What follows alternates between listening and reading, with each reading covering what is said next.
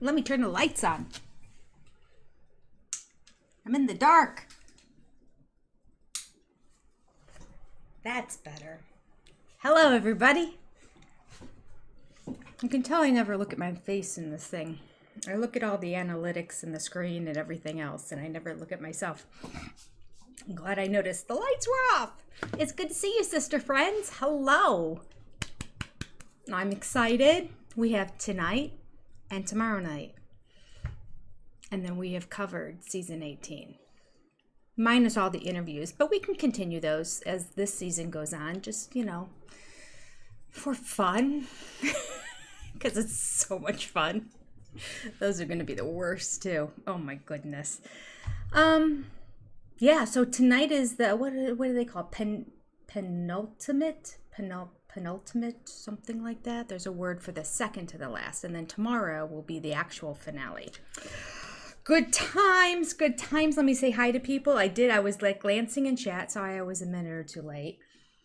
For some reason on my screen, it said that it was streaming live 2 different streams, tomorrow's and today's. I thought I screwed everything up and I didn't know how to get out of this, so I had to run over to my laptop and it said it was fine. So hopefully everything's okay and everybody's here. All right, let me go ahead and say hello to everybody. I see lots of people in the chat. That's awesome. Hello, Lisa Hannon from Wales. Ronia Forever. Morticia. Hey, Kathy Ferran. Hello. Lisa Smith. Jeanette Cantrell. Sherry Pizak. Lynn Skinner. Lynn, thank you for moderating. Appreciate you being here. Morticia, lots of people chatting back and forth here. Moving on. Okay, where am I now? Oh, so much chat. Okay, hello, Vanning. Good to see you. Glad you're here. Hello, Mama Squirrel. Good to see you. Donna Redman, passing for normal. Hello, both of you. Where are we? Moving along. I think we have our drinking words here too. That's good. That's good. I wrote it down when I was here looking. Okay. Knit My Bit, hello. Good to see you. Linda Kohler, hello. I see a lot of people putting in the number of what number you were on the like. So thank you for that. 2 people had the same number. Yeah, I think it still works out because it was right at the beginning. It was like a half an hour ago. Some of you were in here chatting with each other already. And Kathy and Morticia, I think, both had the same number. And that's right, like a half hour ago, there were like 4 of you in here. And I went and looked at my analytics and it said 4. So one of you was 4, one of you was 5. But at the time you hit it, they both said 4. It seems like they do count it. I was wondering, do they count people who hit it at the same time and they get the same number? I think they do. Okay, hello, Lisa Owen. Hello, Elizabeth Murphy. Marie Hickson. Deb. Oh, Ben Dunn here. Sherry. Good to see all of you. Ruth Carroll. Kate. Brandy Phillips. Lori E. Marie Hickson. Oh, it jumped ahead. I was doing so good. It was doing so good for me for so long. Okay, I think I'm about where I left off. Brandy Phillips, JCK, Lori C. If I miss anyone, I apologize. Looks like good hair. Looks like good hair weather in Ohio. Good. We are having amazing weather in Ohio right now. We have a whole week of like low 80s. It's very nice and sunshine. Carrie Ball, number 28 like. Very good. Teresa K, hello. Janet Veal, Miss Maggie, I should be clicking these, shouldn't I? Mary Lee Gentry, I always forget. Dee Dee, hello.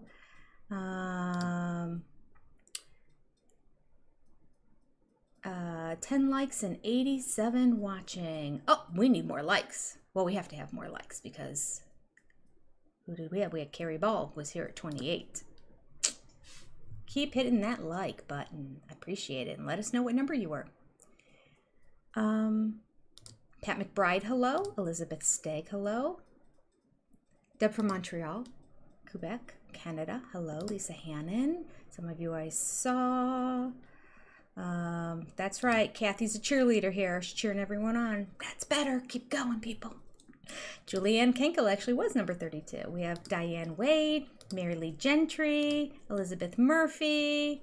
All your like numbers, what number you were when you hit like. Mary Lee, Lori E. Mama Truitt, number 33. How can that be? Okay. Lacey's here. Oh, Lacey, did I miss Lacey? Oh, there she is, 39. I saw somebody say, hi, Lacey. I'm like, Lacey, I didn't see a Lacey. Ty is here. Hello, Michelle Littlefield. Okay, am I caught up? Brandy Holmes, I think I said hello. If not, it was another Brandy. But I just want to make sure I'm trying to get as many as I can. TLC Mitchell, 15, was the number 48th like. Thank you, TLC Mitchell, 15. Scarlett's here. Hi, sister friends. Hi, Scarlett. Brandy Holmes, hello. Oh, I'm live on your walk. Good. I hope the feed doesn't go out. Tina Metz was number 53 in likes. Hi, Tina. Renee, woo, woo, you made it. Donna Biggs, hello. She was number 49. Renee was number 58. Heather, Michaela, hi. Kathy Carson, hello. Scarlett was 63. Okay, Deb was 58. Lisa Owen, let's blame Christine for everything that goes wrong. It's Kody's MO. Oh, and Robyn's kind of jumped on ship with that too, hasn't she? Yes. Meri Littlefield thinks she was like number 53.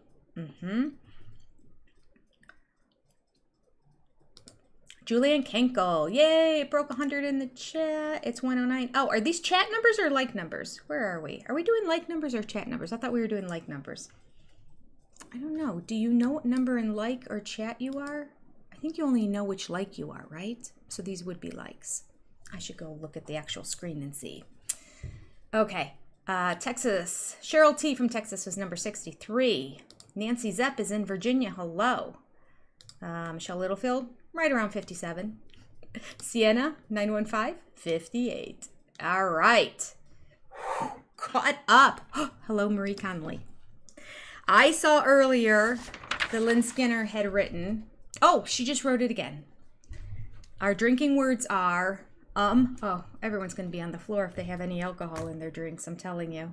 And like, it's going to be all over the place. Like, blaming Christine for anything, just mentioning Christine, and then Christine, so just not Christine in general, but when Kody and Robyn have to bring her up to point out how their life is miserable because of Christine. And I don't understand. I saw that one earlier too. I think Morticia recommended that one. I don't understand. That's a Robyn line. So when we hear Robyn say, I don't understand, have yourself a drink. Let us know what you're drinking here this evening. I have myself some razzleberry, 0 sugar peace tea. All right, no calories. Actually tastes pretty good. Oh, 5 calories per can. Basically no calories. It's actually quite good, raspberry tea. It's my drink for the evening. Let us know what you're all having.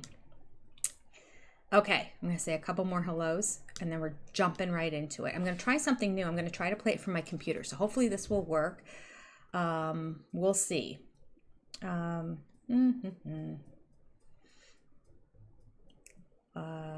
Like numbers. Julianne Kenkel, we are doing like numbers. Okay, good. Whatever number you were when you hit the like and the number changed, write that in chat. And safe. Oh, safe. Oh, yeah, safe too. I did write that down. Anytime you hear the word safe, have yourself a drink. We will be well hydrated unless you're drinking alcohol. Then you'll be dehydrated on the floor by the end of this episode, most likely. All right. Hi, Renee. Hello, Janet Veal. Number 69, your birth year. 115 watching, 71 likes. That's a pretty good ratio, I have to say. Y'all are amazing. Okay, let's go ahead and get started.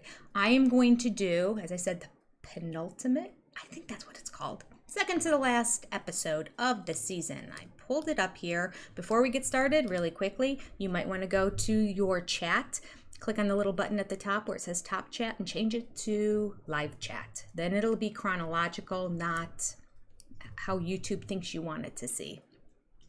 It's really dumb. Anyway, they should just have it chronological all the time, but it's not. So do that. Thank you, moderators who may come in. Right now, I've seen Lynn Skinner in the chat, so thank you for being here. She's just making sure that everybody keeps it clean. Innuendos and all that's fine, but let's try to keep the language clean to keep the channel up. And be nice to each other, which has never been a problem. I should probably add, being that this is an election year, let's keep politics out of these as well, okay? No politics. This is fun. This is let your hair down. Let's have fun. You know, 50% of the people feel one way, 50% of the people feel another way. So let's just let it go. Not here. We're just smiles and good time. Somehow politics doesn't usually involve smiling and having a good time. It's pulling your hair out. So smiles and good time here. Okay, that's it. I also have a sub channel. So anyone who's new here and doesn't know about it, it's called Reality TV Breakdown. Go subscribe there. You can watch my Welcome to Plathville and my Seeking Sister Wives reviews there. Next year, I'm going to do Claim to Fame too. I love Claim to Fame. I don't know why it never crossed my mind to review it. But it's kind of too late at this point to review it because it's that you reveal as you go, you solve clues as you go along. I just feel like it wouldn't be the same. I might even have to do it live. I don't know. But anyway, love Claim to Fame. If any of you have Hulu and haven't watched Claim to Fame, there's only been 3 seasons out so far. Each one is independent of the one before, but start at the beginning. If you're the kind of person that likes solving riddles and puzzles and stuff, it's a fun show. Not as controversial as all the rest of the shows that I review on my channels, but a nice let your hair down, fun kind of channel. And there's usually somebody who you're rooting for and somebody who you're not rooting for, so there is a little bit of that in there, but good show. Love it. So that'll be on that sub channel too. All right. And also, even if you're not interested in any of those shows, I highly recommend you subscribe to that sub channel so that, all right, all of a sudden, hold on. Okay, it is moving. My microphone looked like it wasn't moving at all. I thought, holy smokes, I didn't know. Okay, it's moving. So that in the event something crazy happens and this channel goes down, I will just jump over there and start doing content over there until this one comes back up again so that we don't miss a beat, okay? So if for nothing else, that's our backup. We can meet there until we get going again. Okay. All right, Kathy Ferran, caffeine-free Coke for you. Ooh, caffeine-free, good for you. Okay, here we go. Now, and stay to the very end because I always have a quote. Quote of the live, I should call it. It's not really quote of the day because I'm not here every day. All right, nope, that's not where I want to go. I have here somewhere, this might be it. Nope, that's not it either. Well, we're going to make this it. I have so many screens open here that I'm just going to close that. We'll open that later when we have to do that. Oh, I found it. Yay. All right, so many screens. Okay. Let's get going. I am going to start to play this at the beginning. I was going to wait and do it past the preview, but I wanted to start playing because there's a delay from when I'm actually talking to when you hear me and then I see the chat reply. I need to know if you can hear this okay, which is ironic. I actually did a test and I recorded it before this, but did I go click on the recording and listen? No. Doing it live. Yeah, I got my life together. I do. All right. So all of you in chat, let me know. Can you hear this? Let me hit play on this recording. My backup will be my phone again, but it'll be really nice if I could just look at the screen and not have to keep looking down at my phone. So let's give this a shot. Previously on Sister Wives. Hi. How's it going, Sarah? And Kody wants to come over and see the new apartment that I've moved into. I mean, we could build a house if you want it. And this we thing. I'm looking at this apartment, I'm like, it's really obvious to me I'm never gonna live in it. I'm not even welcome here, I don't think. See you blow out. Oh! My goal from the beginning was that my family would be under one roof. Loud and clear. Okay. Before we have cake, should we do presents and then have cake? It's very, very painful. It does not make sense to us because we're like, we're Okay. family, what the heck? We'll do the James. If you can hear it, I called him, I'm like, hey. do a He's one. like, hey. And I said, One in the "Happy chat. anniversary." I can He's hear like, you. But we're not met. And he paused, and then he goes, but we're not living as a married couple. We really haven't had any sort of marriage for like 8 years. Screw him. He's not worth it. No, he's not. Agree? Agree.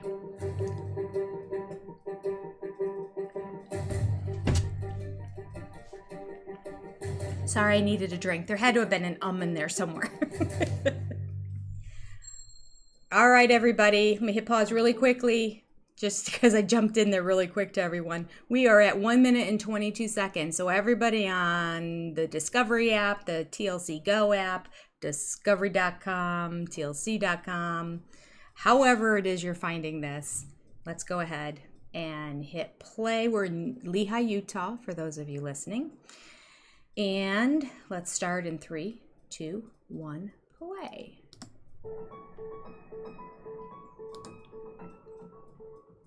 McKelty's pregnant, and we're having a big gender reveal party today. Is she so really? We're getting everybody on the video chat. Oh, Hunter. I'm really honestly interested to see how the kids are with Kody and Robyn on the call. I don't care if they're on the call, but I know that there's a lot of friction between some of the kids. How are you feeling, sis? Well, pregnancy sucks, but Yeah. I'm fine. I was nervous that Gabe and Garrison wouldn't even show up. But you can see everyone. Maddie's jumping on. Logan and Aspen are running a little late, but they're going to be here soon. Kody and Robyn. It's fun to see everybody.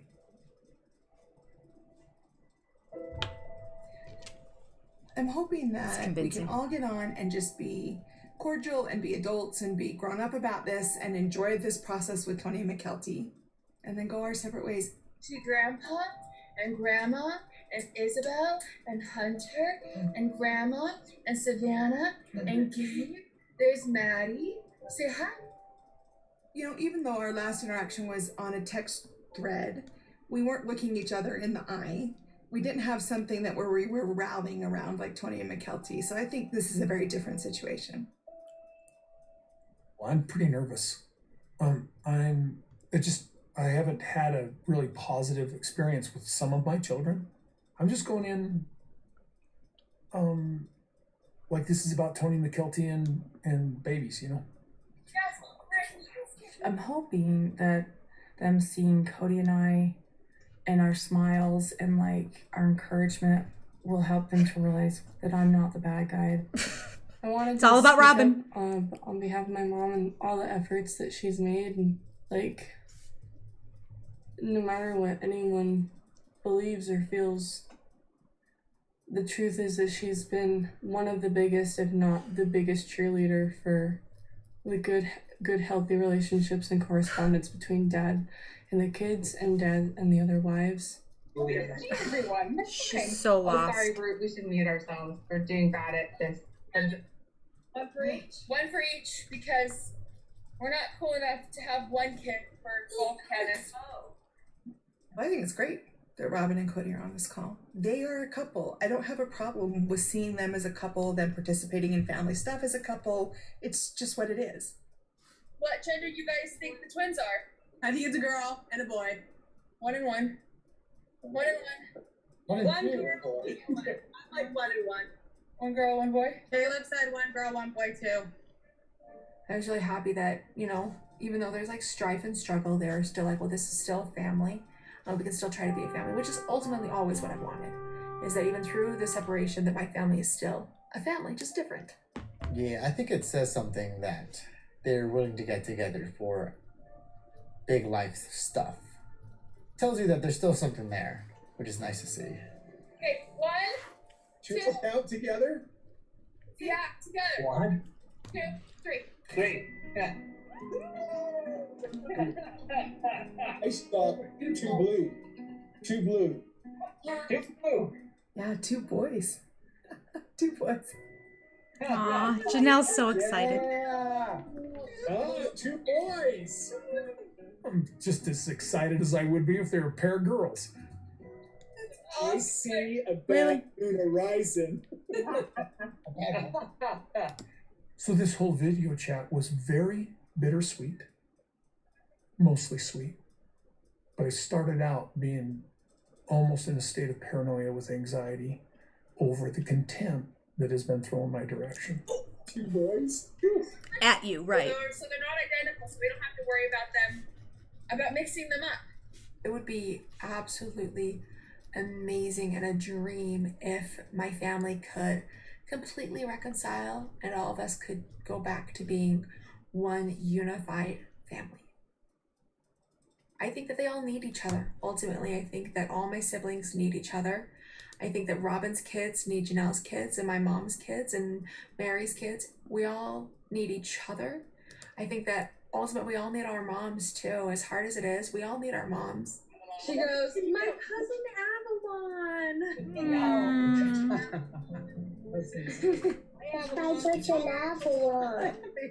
I mean, Kody really doesn't have much contact with many of these people in these boxes.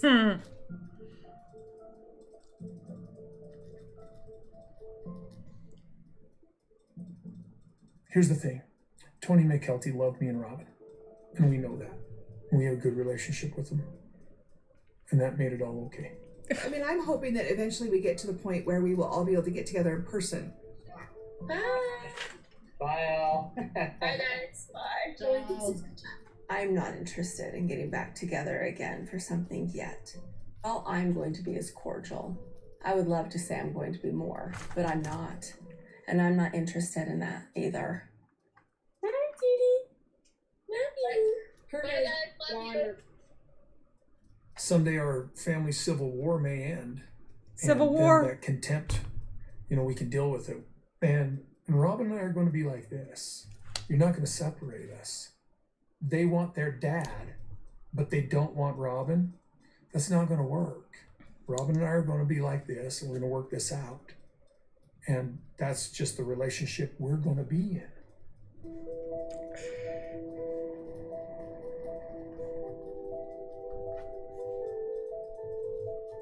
Yeah, I don't know where Meri was. I don't know. I thought Meri and McKelty were good. Our older kids choose who they want to have relationships with. She's not comfortable with everybody in the family.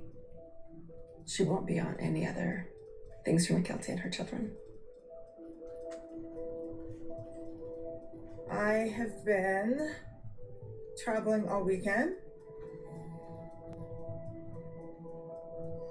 So I'm here in Parowan. We're working on remodeling this carriage house. It's going to be my shop, my boutique space for my clothing business.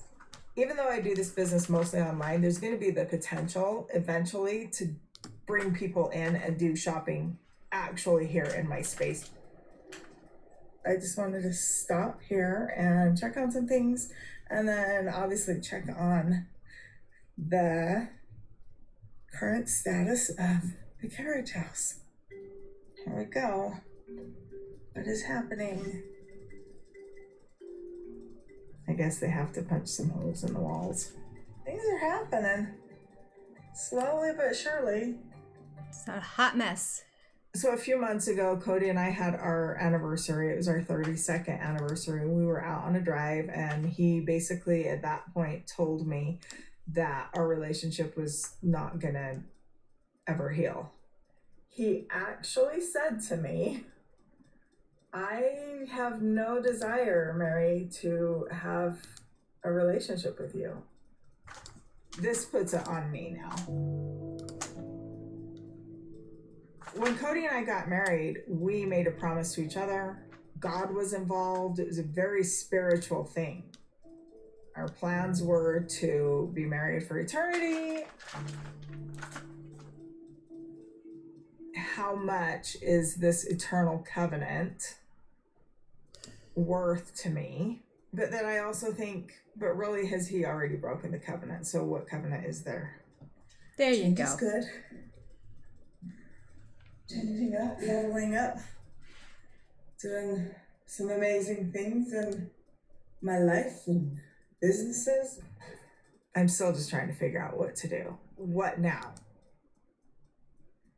This is just kind of the start to it. Just kind of able to see like this physical change is happening. It's kind of cool. I'm excited. To be eternally bound to somebody who doesn't want me. It's a lot to consider. Yeah. I'm not interested in casual hookups. I don't want to do that. I guess I'm just. Okay. We will pause there for a second. Let me turn the sound down. All right. I'll keep it going so the commercials run through. Yeah, Scarlett, like what covenant? He has ignored you and not treated you like a wife for forever. He doesn't ever see you. He doesn't ever talk to you. He has nothing to do with your child. Like,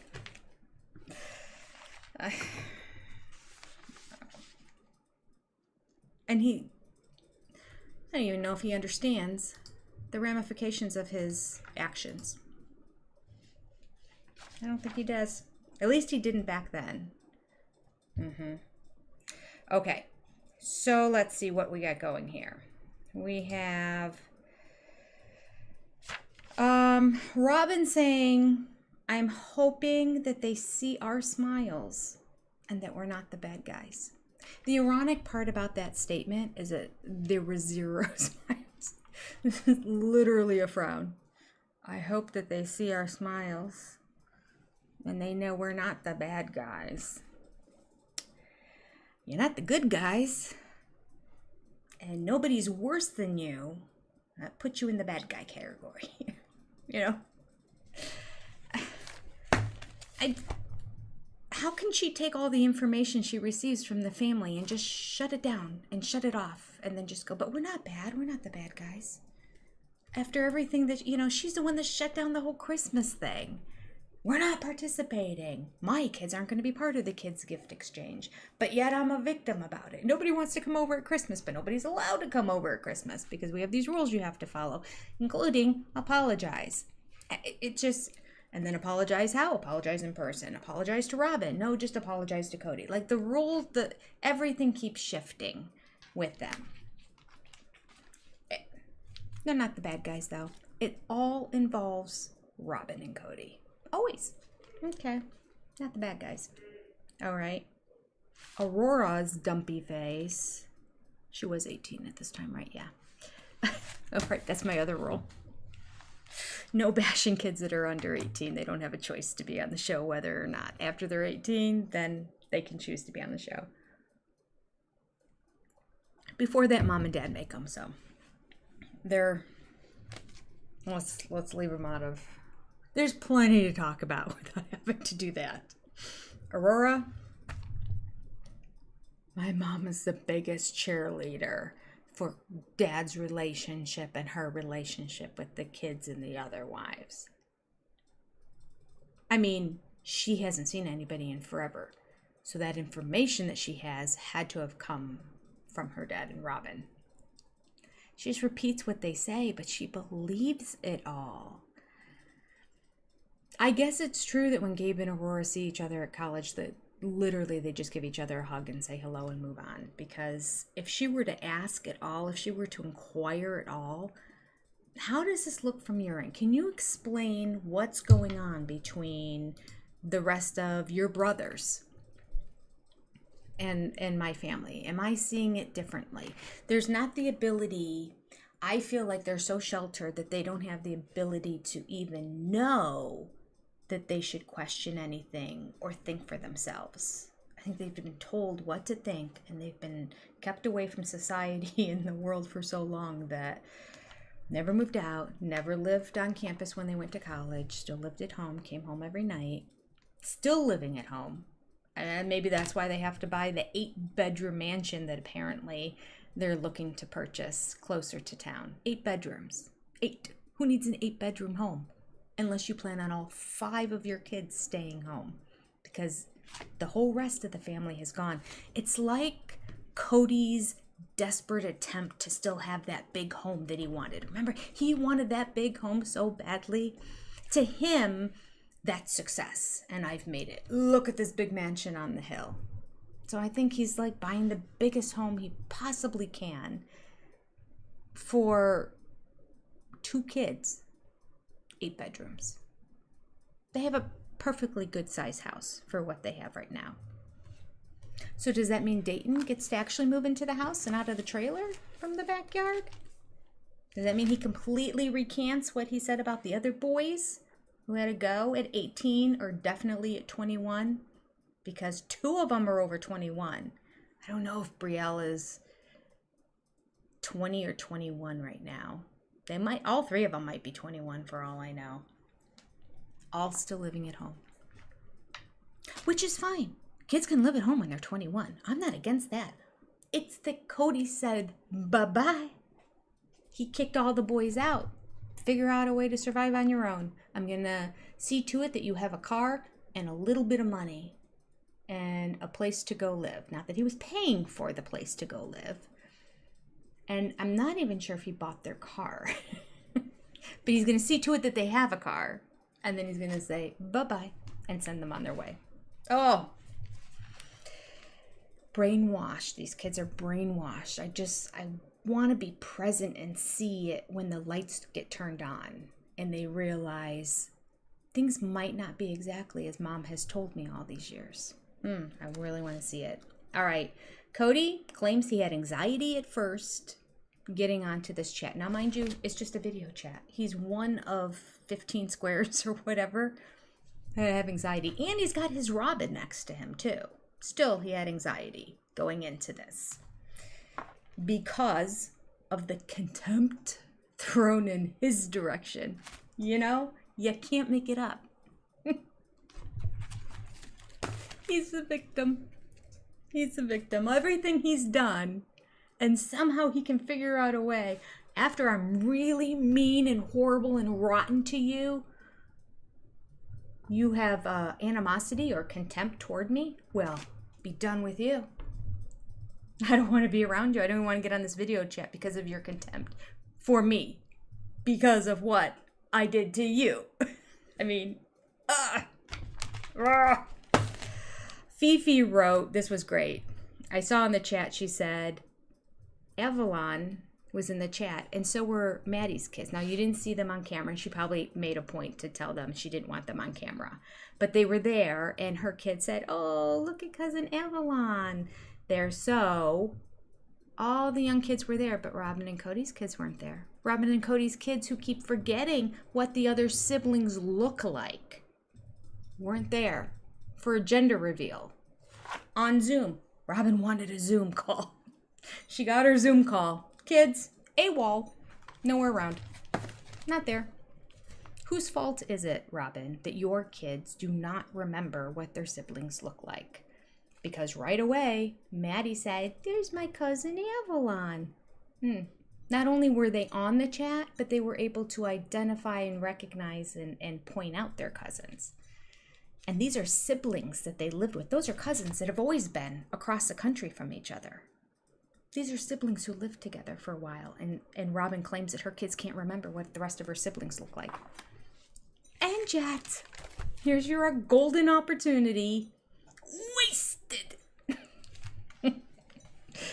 Yeah, it was a good line. That was a good point, Fifi, that you pointed out. I appreciate that, because I'm like, you're right. I didn't even catch that. And Michelle also pointed out that Kody's sitting here complaining. First of all, Tony and McKelty love me. I've got 13 other kids. One of them and their spouse loves me. I'm good. Tony and McKelty love me. We have a good relationship, that I know. That's it. That's all he got to share. That's all he has. And Michelle pointed out when Kody said, Robyn and I were like this, and you can't have just, they just want their dad, and get rid of Robyn. Michelle said, they don't want you to split up with Robyn. That's not the situation. They just want to spend time with their dad. End of story. Robyn is not their mother. Robyn is their stepmother who came in halfway through their lives. Some of these kids were teenagers at the time. They don't need to have a relationship with Robyn.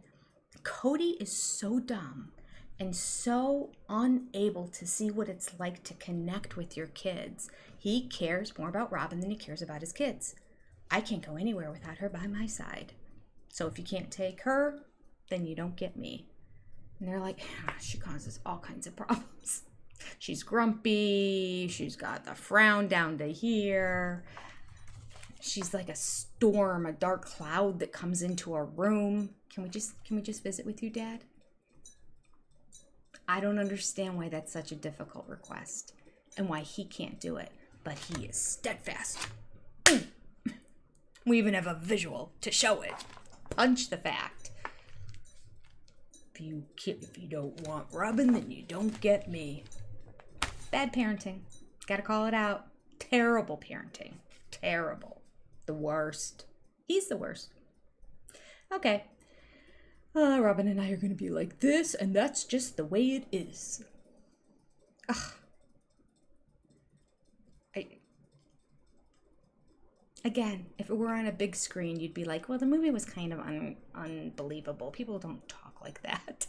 And yet, here it is. Real life. These are his words. And to show how clueless he actually is, he ends it with, I thought Meri and Mykelti were good. No. Meri and Mykelti have never been good. Ever since the big fight that caused Christine and Meri to have the split, that they don't get along anymore. It's all because Mykelti being upset with the treatment from Meri. Whatever it was, whatever it looked like, whether it's justified, I don't know. But that's what precipitated it. That was like a decade ago. And then the relationship between Meri and Christine has been strained ever since then because she ended up taking her kids back. And she said she went many years not having her kids back. And then she finally said, I'm gonna take them back now. So how can Kody not be aware that any of this is going down? I don't understand. Especially since he claims that he's so close to Mykelti. She loves him. Her and Tony love him. But apparently they don't share anything about their lives. I apologize, I have a cat playing with a toy right here, so there might be a little bit of background noise. Yeah, okay, so those were my notes. Oh, it all comes back when you start to watch it, right? Like, I just get shocked sometimes. Even though I really did a pretty detailed analysis of these last 5 episodes and then all of the talkback ones, I still somehow I managed to forget some of this stuff. Maybe I'm intentionally taking it out of my mind. I don't know. Let me take a quick look at chat and then we'll get back and play some more. Let's see here. He only thinks of himself. All right. It's like a baseball bat to the prostate. So many analogies for the knife in the kidney. I love it. All right. Kody could have coordinated family barbecues at any time to see his adult kids. But he was caught up in being hurt on Robyn's behalf. Yes, Cecilia. Absolutely. And Kody doesn't care if Meri's good. He just doesn't pay attention at all. Well, he's not talking to Meri at all and really hasn't for about 8 years. But it's just shocking that apparently it never came up with Mykelti at all. He had no idea why Meri wasn't on this video chat. Well, he'll find out when he watches the show. Mama Quirks Maker says, I try not to hate anyone, but Kody makes it impossible. I can't tell you how many times I've said I'm off or you're an idiot, etc. watching the show. Yeah, like I just scream. I'm just like, I try not to scream. I like hold it in. It's that muffled. Oh, goodness. Gentry Jade says, how can Robyn say he can't be away from her kids for more than 2 days, but also say she wants polygamy? You knew your kids were going to have to go days without their dad. Ari and Solomon need to deal. Yeah, they do. Grow up. Everything is an acting opportunity for Robyn and Kody. Yep. Misery breeds misery. That's what's happening in that house, right? Started with Robyn and kind of migrated over to Kody, and now the kids are all... Remember when they were younger, how much joy they had? I was watching some episodes about a week ago, and I was like, oh, her kids were like bouncing around and smiling. Aurora had a constant smile on her face. She was always smiling. Anymore. Like the whole depressing state of them. Ugh. He says she did all this for the family. What she did was take. Yep, take, and take more. Okay. I bet watching Kody fawn and give to Robyn's kids hurts the OG kids like heck. Okay, watching Kody fawn. Oh, and give. Yeah. To fawn over. When I saw fawn, at first I thought you were talking about Robyn's sister, so I thought this was about her. For that short time that she was watching the kids before the niece came in. I can't think of her name, it doesn't matter. But to fawn over the kids, yes. It has to hurt them to see how much time and how engaged he is with Robyn's kids. That's a fabulous name for a horse, said Scarlett. I don't know what the name was. Was it Beaker Face? Because she's got the Beaker face, Beaker from the Muppets with the frown. She does do a good job of getting the outside of her mouth way down most of the time. Oh yeah, okay, we don't need a father figure anymore. Yeah. All right.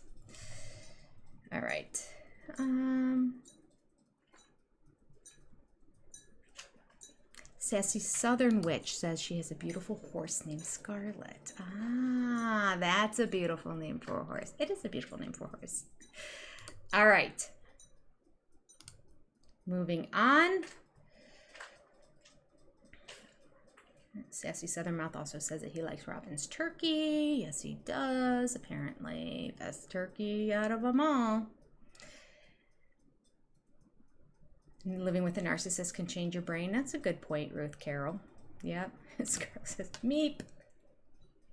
It's a beaker. Beaker, just meeps. Raise your fist in the air and scream angrily at the crowds. Whatever, it drives you crazy. Okay. All right. Here we go. Continuing on. We are at 10 minutes and 56 seconds. 3, 2, 1, and go. Go back home to North Carolina. I am not happy. This is not a good situation. No, it has been nice having her. It's been really, really nice having Isabelle for the summer. Nice. Do you like lobster? I have begun to like lobster.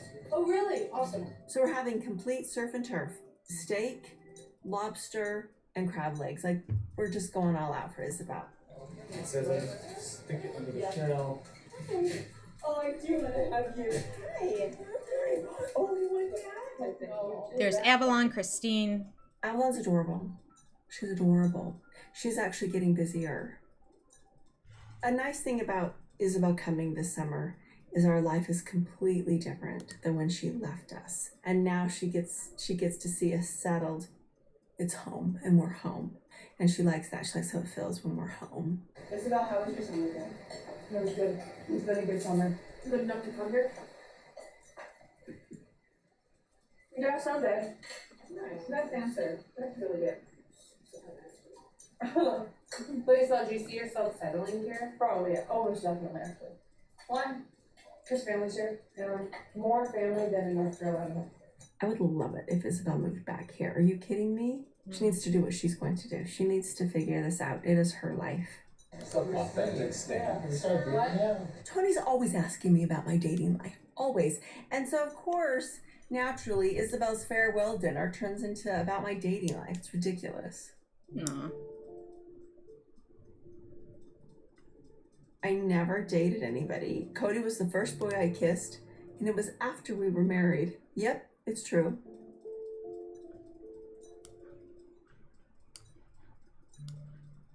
I think dating sounds like fun. It's been frustrating, but it's not like I go out that much too. You know what I'm saying? And how do I be public like that? Ask me not. Wait, okay.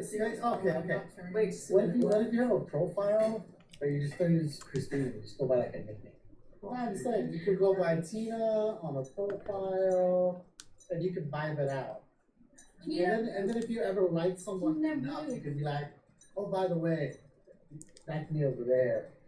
Yeah. My name is Chris. I would just be concerned about the type of people you're finding. Well, yeah, you could do like an adult group. Like a Farmers only. Farmers only. You like It's Mitch's suggestion for her dating. Is this really a conversation we're having? I'm not interested in casual hookups. I don't want to do that. I guess I'm just not in much of a hurry. I like the idea of being in a romantic, loving relationship a lot. I also really like how my life is very. But you're not in a hurry. We're just saying, go fish around. Julie and I love our See life. what's what. like Get back in the game. toes in the corner. You know, begin your skills again. This is Isabelle's farewell dinner. Why are we talking about me dating? Why am I continuing this conversation? They're ridiculous. Yeah. You're acquainted with It takes practice. It's practice. Not even me. Yeah, you're right. And I haven't done it. I haven't. Just so immature. That's why we were worried. I know. All right, thank you. It is frightening. I'm entering the dating world at 50. Everyone comes with a past. Everyone comes with a history, and mine's really complicated. I just want to move on with my life and forget about the past and just everything and all the hurts and all the pain and all the frustration. It's like, look, we're just all different people now. I'll just continue being, with Janelle. I love it. I'm just saying. Kody and Robyn are kind of really wrapped up in raising their kids. Meri's spending a lot more time at the B&B. My kids are all great, and so I have an opportunity to go do this road trip with Christine, so I'm gonna go. She doesn't need an excuse. She could go even if that didn't Christine's happen. brother's house and drive some ATVs, which I've never done before. And it'll be just a really great chance to hang out with Christine and get to know her family a little more. I wanted to ask you about a comment that Robyn made. Robyn was talked about how if I was still, usually in the church, you have to get, the approval and stuff of the, Which is true. But we all know I'm not part of that church, right? Right? So, am I the only one that's not in the church in the adults? If we were still part of our church, we would have had to go through some counseling and things like that. The head of the church has to agree to let you get spiritually divorced. There's no ecclesiastical authority that I believe in that would sever my relationship with Kody, sever my marriage with Kody. Aren't all the adults not in the church?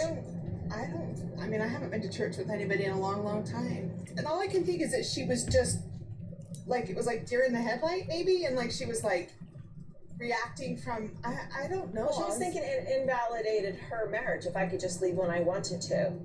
In our faith, our spiritual marriages mean more almost than the legal marriages. Well, they do mean more. And they are not something you can just easily decide to not do. No, there has to be something that puts teeth in these agreements that we make. So does it invalidate you? No. That I just left? No. I don't know. I've had to really think about this because I'm obviously my marriage is not good. I don't think I really even am married anymore. Kody and I really haven't had the official conversation, but I haven't seen him in, he hasn't been in my house in 10 months or something. That doesn't sound like you're married. No. This is one of those delicate balances where I've never wanted to sway her to leave Kody, even though it was the best decision that I made. I spent most of my life trying to constantly fit square pegs into round holes. Why does he say constantly? I'm gonna start pointing it out to everyone else so you can all be annoyed with me. Do you notice? Constantly. Oh, he draws out the O for some reason. And it just irks me. All right, it's just a little little something here. All right, we had lots of likes in there. Hope you're having a drink. I don't have a whole lot to say here in this section just because the whole dinner was just stupid of Tony being immature and inappropriate. So not going to comment on it. But I do think it's interesting that Robyn is questioning whether Christine is really able to leave the church. And of course, you know, according to her, until she has relations with another man, she is not really divorced from Kody. The most ridiculous thing I ever heard. And something that none of the other wives ever heard either. So, like, Robyn made this up in her own mind with the many other women of the church, fake women of the church that she keeps referring to, that she learns things from, that we never see or hear or talk to. The women of the church. What I know from all the women of the church. Yeah. Never been a thing, Robyn, but go ahead. You can claim that. So Christine thinks that she feels that her marriage isn't justified. But she's the legal wife, so hers is justified. So let's just take a step back. Can you imagine if Meri were still legally married to Kody? This would really be a hot mess. It really would. Now, there would be some way that they would finagle it and see to it that Robyn would somehow end up becoming the legal wife anyway, because you know they didn't have anything in writing from Robyn's husband saying, yeah, if he marries you, I'll go ahead and write everything over. That was just their first step. Like, we're going to do this first. We're going to make Meri divorce him, and then I am going to marry him. I'm going to say it's no big deal, but then we're going to get all dressed up. I'm going to do my hair and my nails, and I'm going to see to it that nobody else comes. It's just the two of us, and we're going to be smiling and giggling and holding hands on the way in. No big deal. Just paperwork they're shuffling. It was no big deal. Meri could have gone. He made it a big deal while saying it's no big deal, and that's the reason she shouldn't go. The man. So she has, had that not happened, we'd be in a situation right now where Kody would be living with Robyn, but he would still legally be married to Meri. I don't know that Meri would divorce him at this point for that reason. Like, she had this justifiable, honorable reason to go through with the divorce. Tormented by it. Tormented. As many times as Kody kept saying, it's no big deal, it's no big deal. No big deal. Look at your wife in tears over and over and over again as she's signing the papers. When she's explaining it to people, she's crying, she's crying, she's crying, she's crying. And Cody's like, it's no big deal. No big deal. And she wants to go. Her closure. He denies her of that. Says, no, it's just going to be me and Robyn. Because it's no big deal. No big deal. I'm sorry. No big deal. Why am I pronouncing it correctly? No big deal.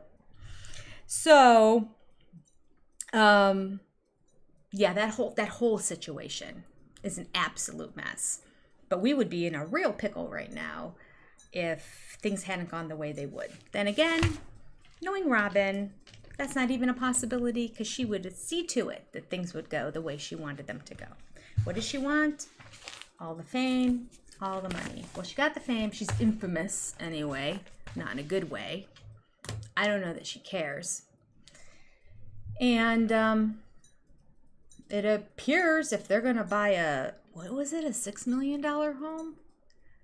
They're going to buy something like that, yeah, they're still hanging on to everyone else's money that they got from them. She got not only all of Kody's money, she got all the wives' money. If they sell their house and buy that, I pray we see Meri and Janelle go back and say, I want my portion back. You can afford a $6 million house. You can give me my $200,000, $300,000, whatever it was I gave you to buy the house initially. Oh, I pray. And I hope we see it on the show. All right.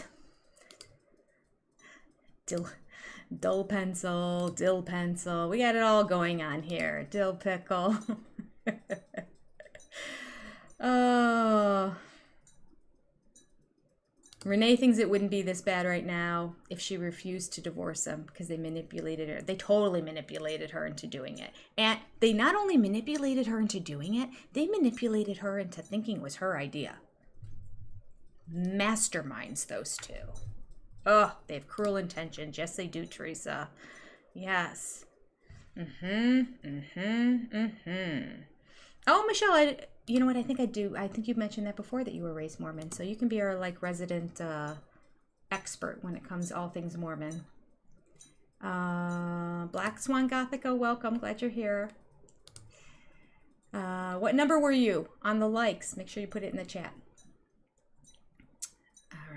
All right. We're going to continue on. I don't want this to go too late. I wonder if these are a little bit longer episodes too, being at the end.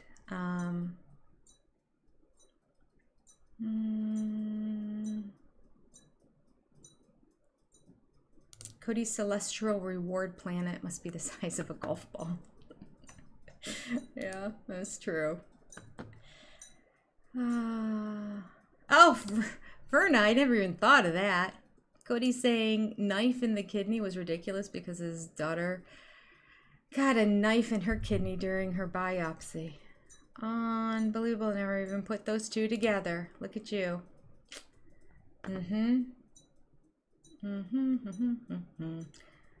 Okay. Vetted. There's another trigger word. Yeah, that's a good one. Okay. He vetted her hard even though she had 50 last names when they met. Yep. Oh, and he vetted her hard even though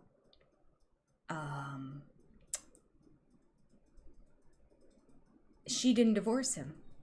He had to divorce her because of the hot mess that it was. It's not like she was getting out of what she claims was an abusive relationship, so she had to leave. He's like, I can't do this anymore. You're too much. Can't afford you. I gotta go. Oh, goodness. All right. 184, where's your like? Thank you. Thank you for hitting that like. If any of you didn't, make sure you hit the like button and let us know in chat what number it was. Okay. Y for Wyoming. That's just priceless, isn't it? The brilliance. Oh, all right, here we go. Let's continue on. We are at, for those following along on an app or online, we're at 1739, the beginning of the next break. Looks like an overview of Coyote Pass.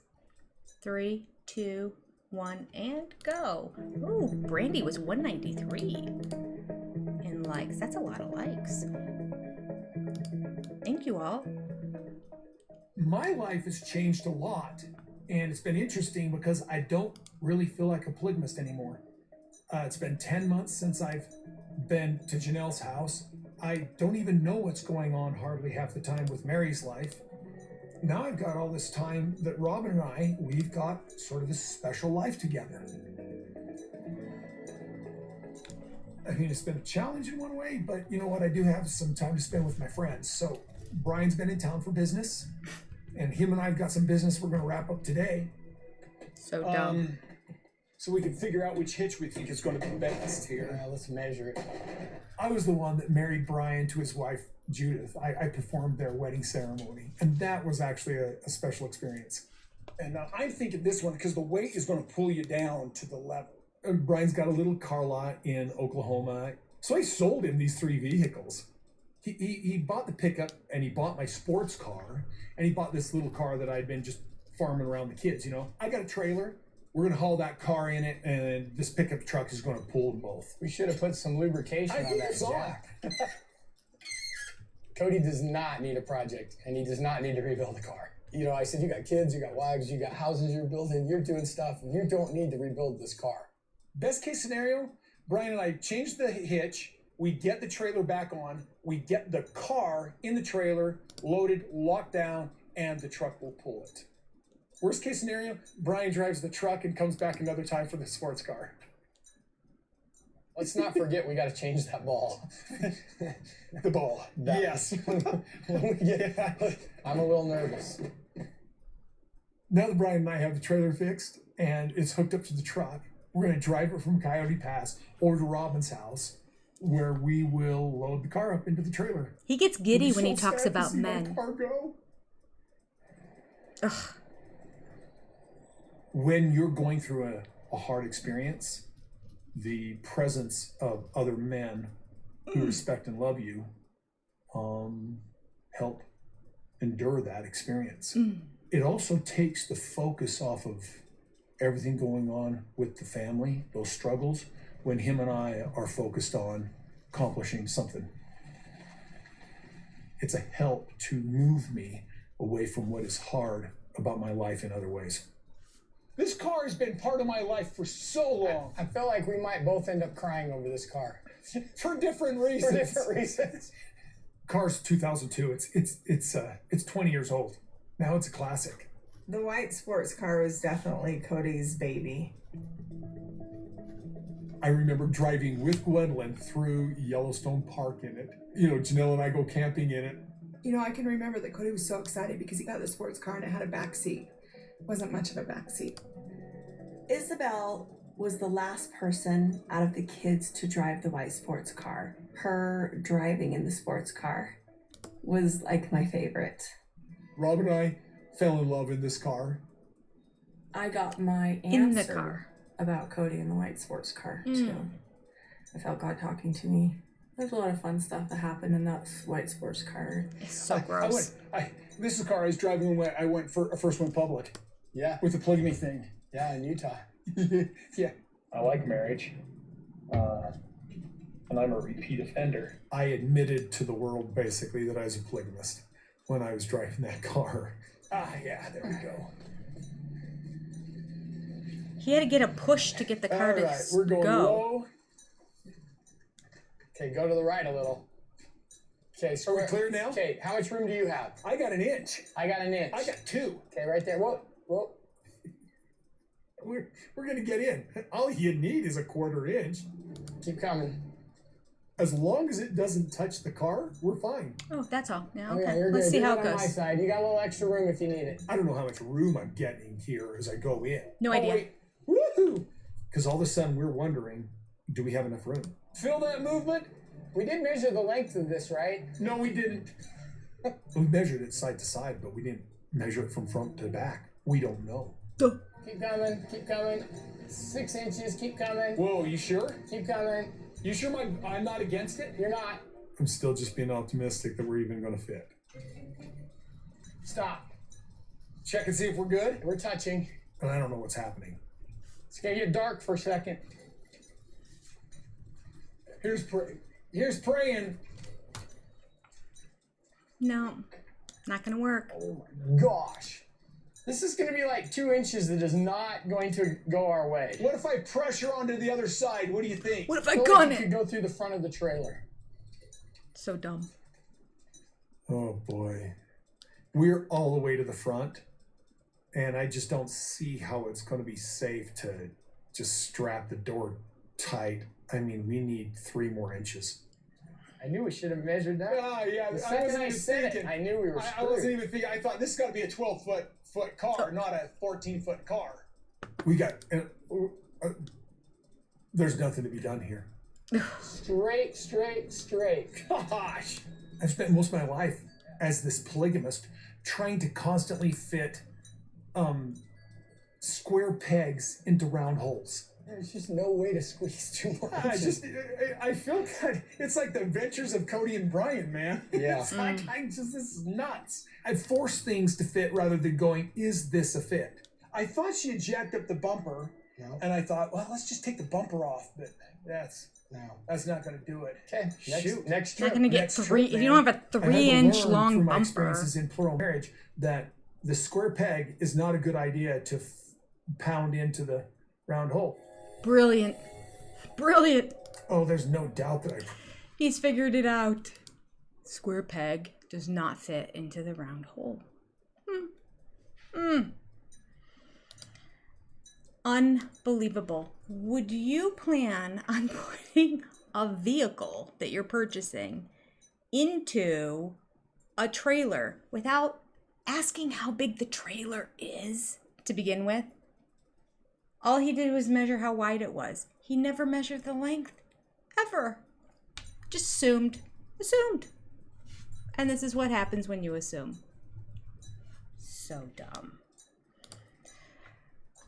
And his behavior around men is odd. It's odd. He gets giddy. His face got all red. He's like talking like this about how he and Brian are going to have an adventure together. Very bizarre. Very bizarre. And who pointed out? Ginger Jade pointed out.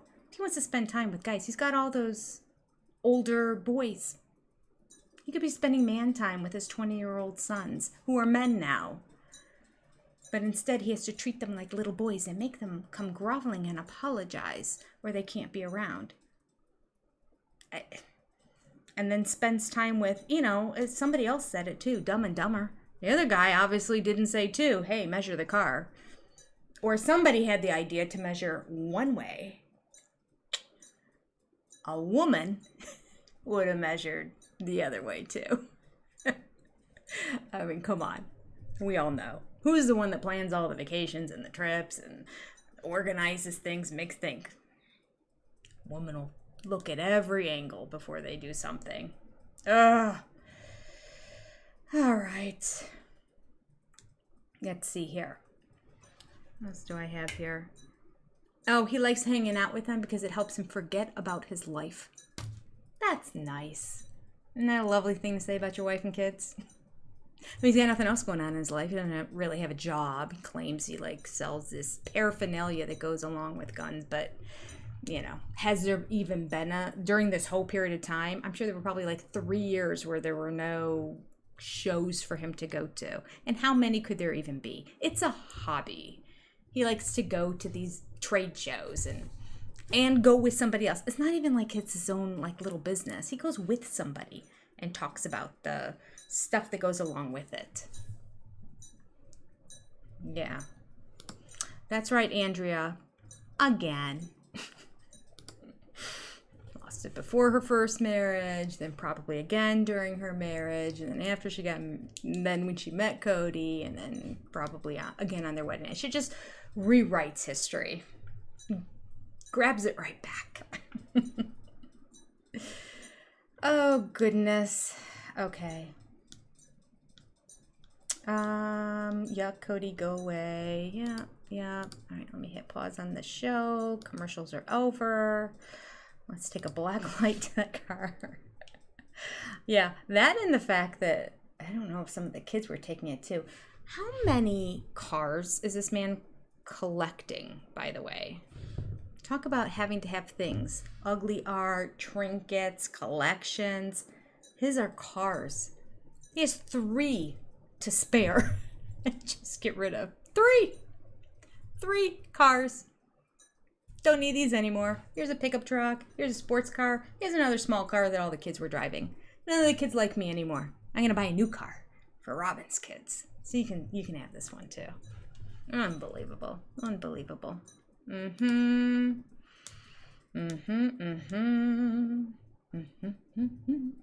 Mama thinks that he should just marry the car if it's 20 years old.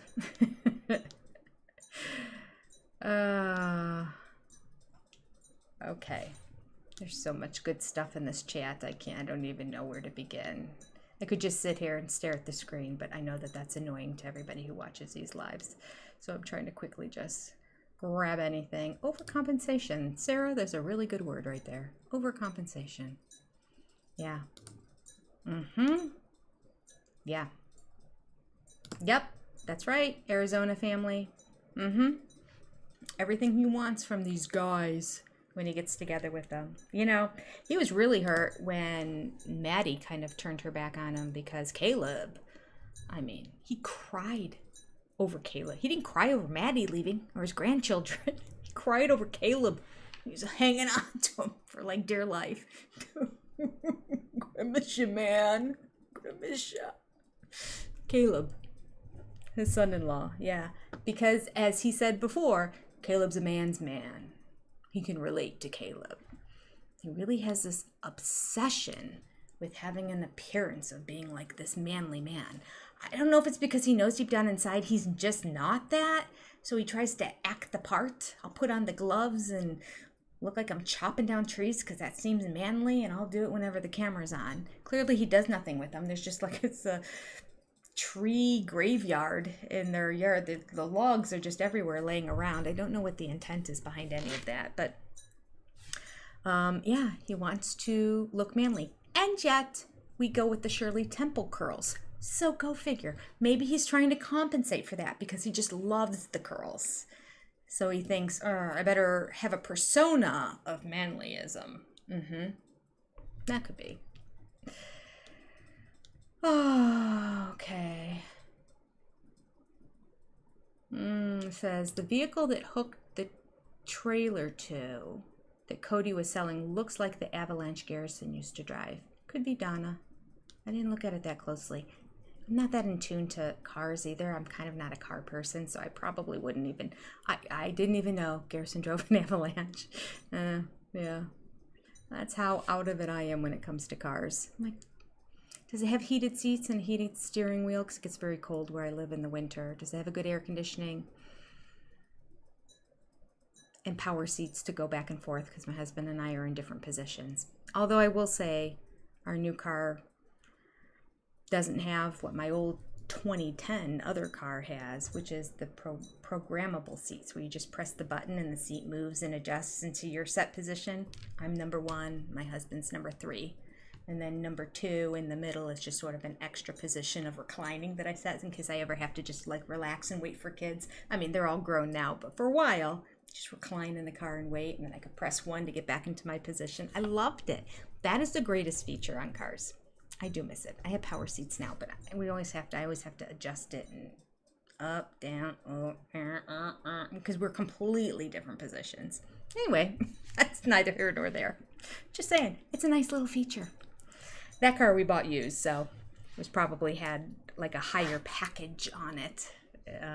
Whereas the most recent one I have, we bought new, so whatever package that was in, I didn't choose. Regretting it now, regretting it. Okay, let's move on. All these comments are pure gold. Yes, Lori, this chat just rocks it. Every single time we go live, rocks it.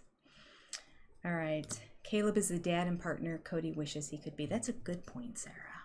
Bobby sees in Caleb what he wants, so he wants to spend more time with him. Yep. All right.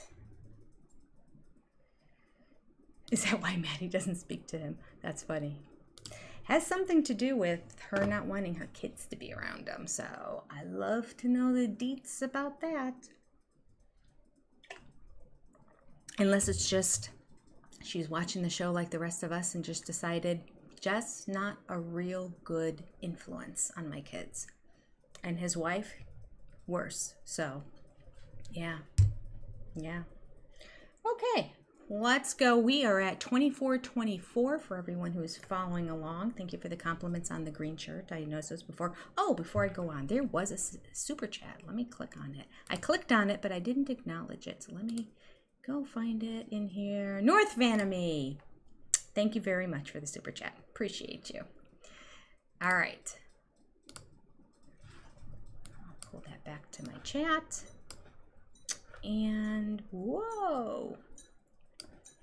Pull up my screen. And 3, 2, 1, let's go. Oops, turn the volume up.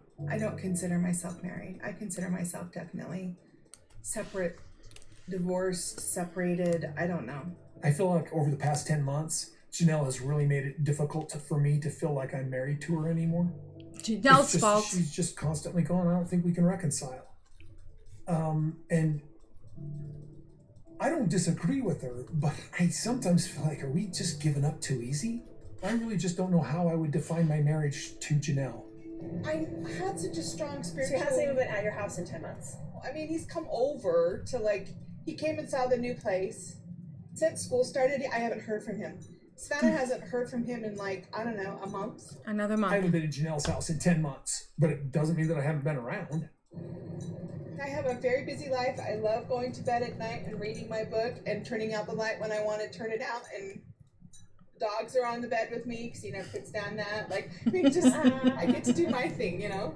I Go, like being Janelle. single. I love being single. I love it. First of all, I'm not interested in dating at all. I'm not even interested. I'm not looking. I don't even look at guys or men. Like, it's just, blah. I don't, it's too much work. I don't want to You do do that. you, Janelle. I'm not looking. I'm not going to be hanging out where lots of single men are or whatever, you know. Definitely sure as hell not doing that online dating thing. I don't. She's get trying the to whole swipe. swiping thing. I don't get that. And so I'm like, you know, if I were at a place where I really wanted to find somebody again, I'd probably have to give it more thought. For me, I don't want to break my covenant without knowing God's completely cool with it. I don't know. Don't know how that happens, but I'm waiting till I know.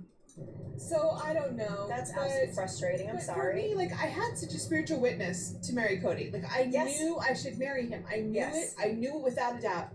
I was friends with Meri's family before she even met Kody. She wanted me to come meet her new boyfriend. So I was there and he walked in the room and it was like, I remembered. It was like when you see somebody that you haven't seen for a long time. There was all that emotional, like, oh, there you are, you know, that feeling. And I had that feeling the minute I saw him walk in the room.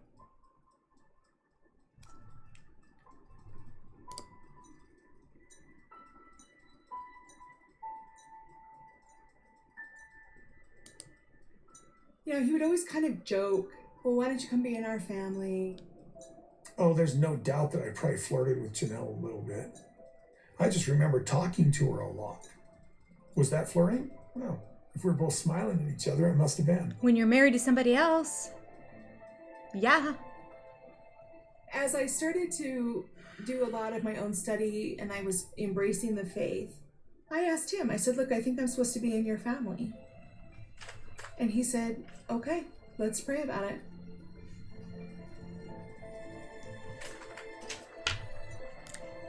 There was no doubt in my mind that's who I was supposed to be married to. Oh yeah, I definitely knew I should marry Kody. It was a strong spiritual witness. And yeah, just no regrets. And then when it was time to leave, it was also time to leave. And I just knew without a doubt also that it was time to go. I know that I didn't make a mistake in marrying him.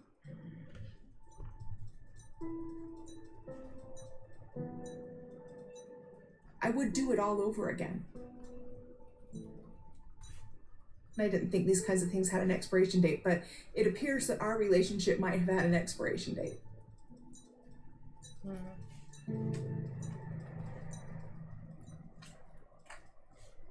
So you still have a testimony that you are going to live plural marriage and it's where you want to be. I am open to it. Okay. Whether I live it again or not, I don't know. But I'm open to it, but I see no venue for it.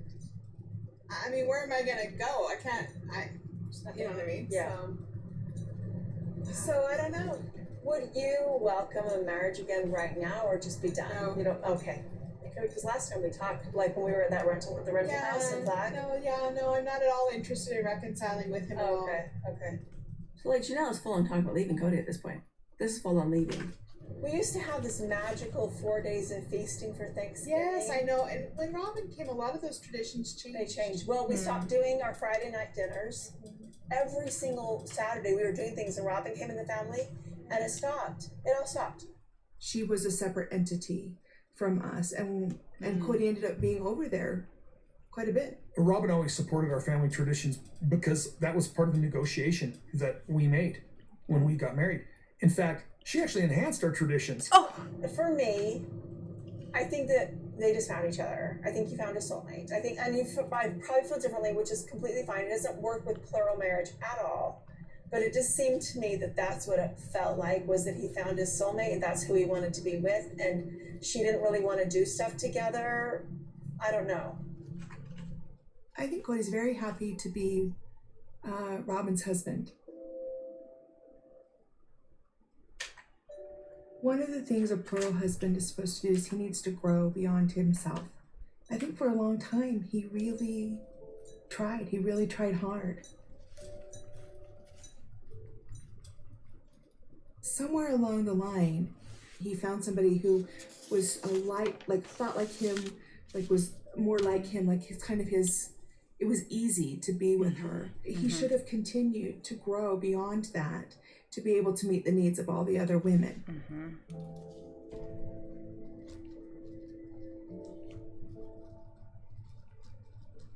I really think for some reason their relationship seems to be really great for him. Like that's kind of, he seems to be really wanting to focus there more. And that's great. That's fine with me. It is, because I know I don't want him to come back. But so I'm not making any decisions now. I still have family. Like Yes. I don't have a husband, I guess. I have an amazing relationship with Janelle. It's fantastic.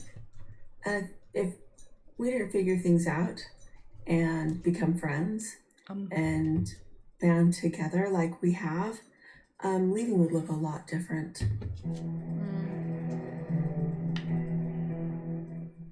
Janelle made an obvious, definite choice to support me. I remember her crying when we were all talking, and she was like, what am I going to do with my kids and stuff? When I first told everybody I was going to leave, and she was heartbroken.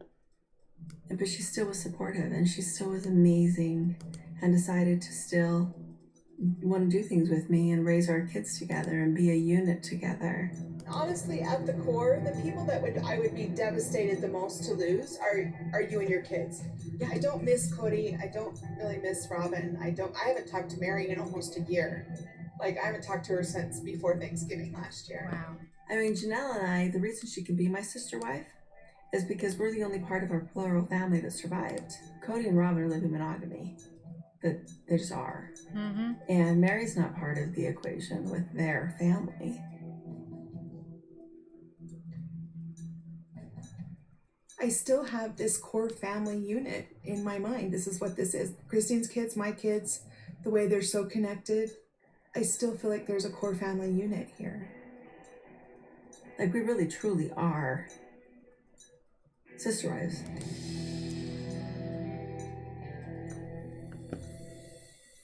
I love I that. have this little nagging fear in the back. We really truly are sister wives. Oh, knife in his kidney on the other side. Got the other kidney on that one. Intentionally. I love it. And twist it. You know that irked him to have her say that. She did that intentionally. Christine's been throwing digs at Kody ever since he went sour on her after she left. And so she's not holding back. I love it. He deserves it. She speaks the truth. I love how Janelle said, I don't know that I want him to come back. I mean, I don't want him to come back. So I don't know what it's going to look like, but I don't want him back with me. And I like that Kody's not believing it at first, so that we can splice it back and forth where he's like, I'm just trying.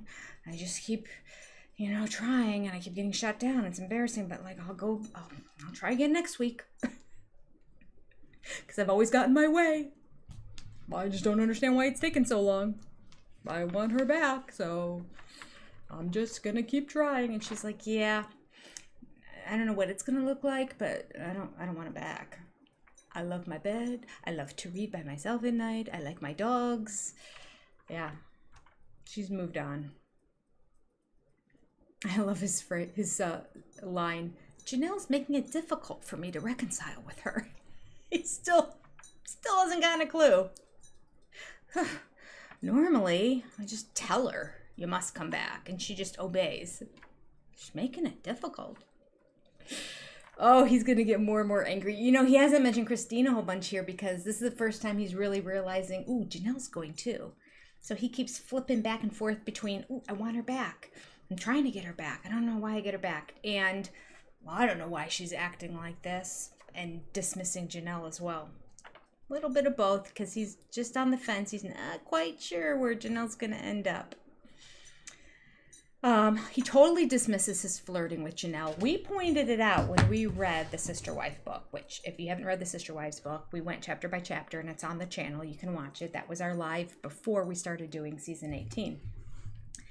In the book, it was so clear that he was flirting with Janelle. He took Janelle out for lunch on a date while he was married to Meri. I don't think Meri knew. Didn't we get the impression that Meri didn't even know about it?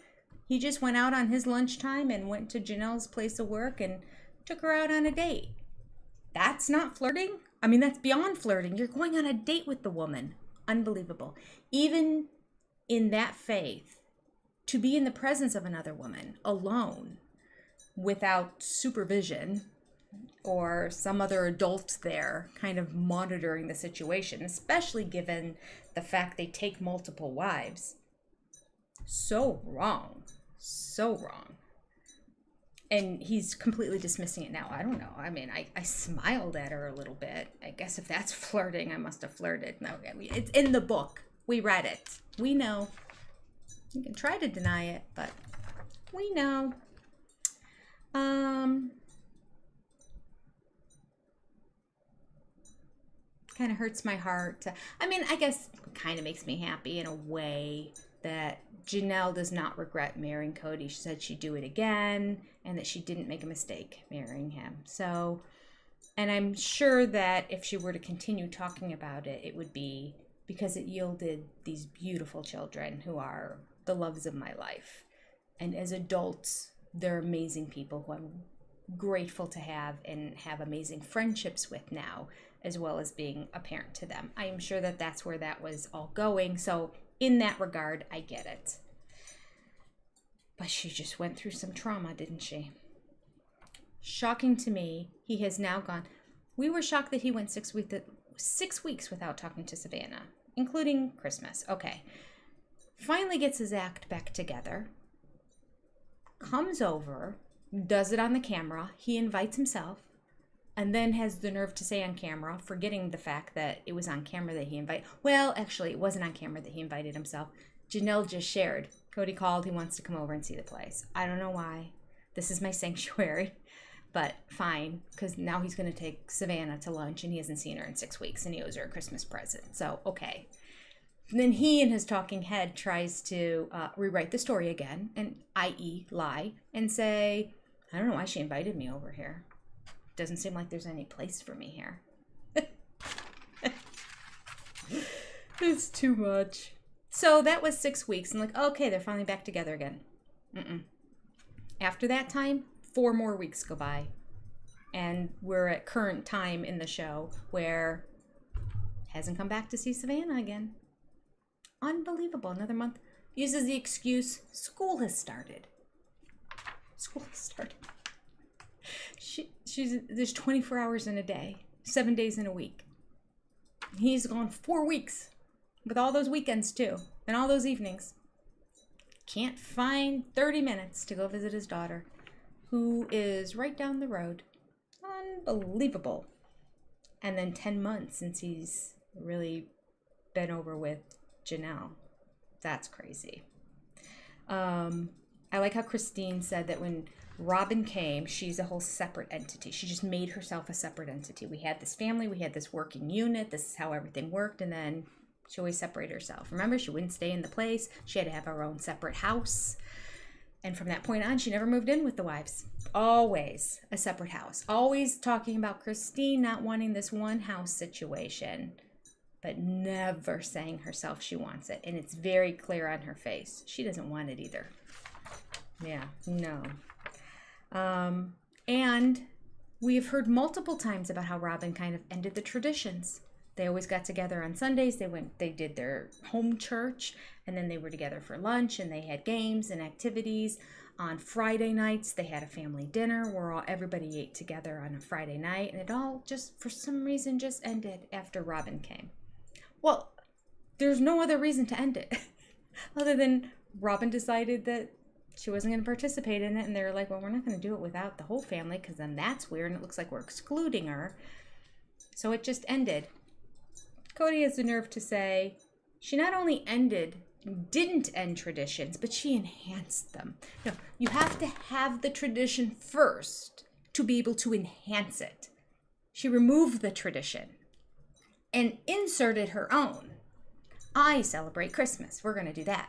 My kids celebrate Halloween. We're going to do that. That's not enhancing the current family traditions, Kody.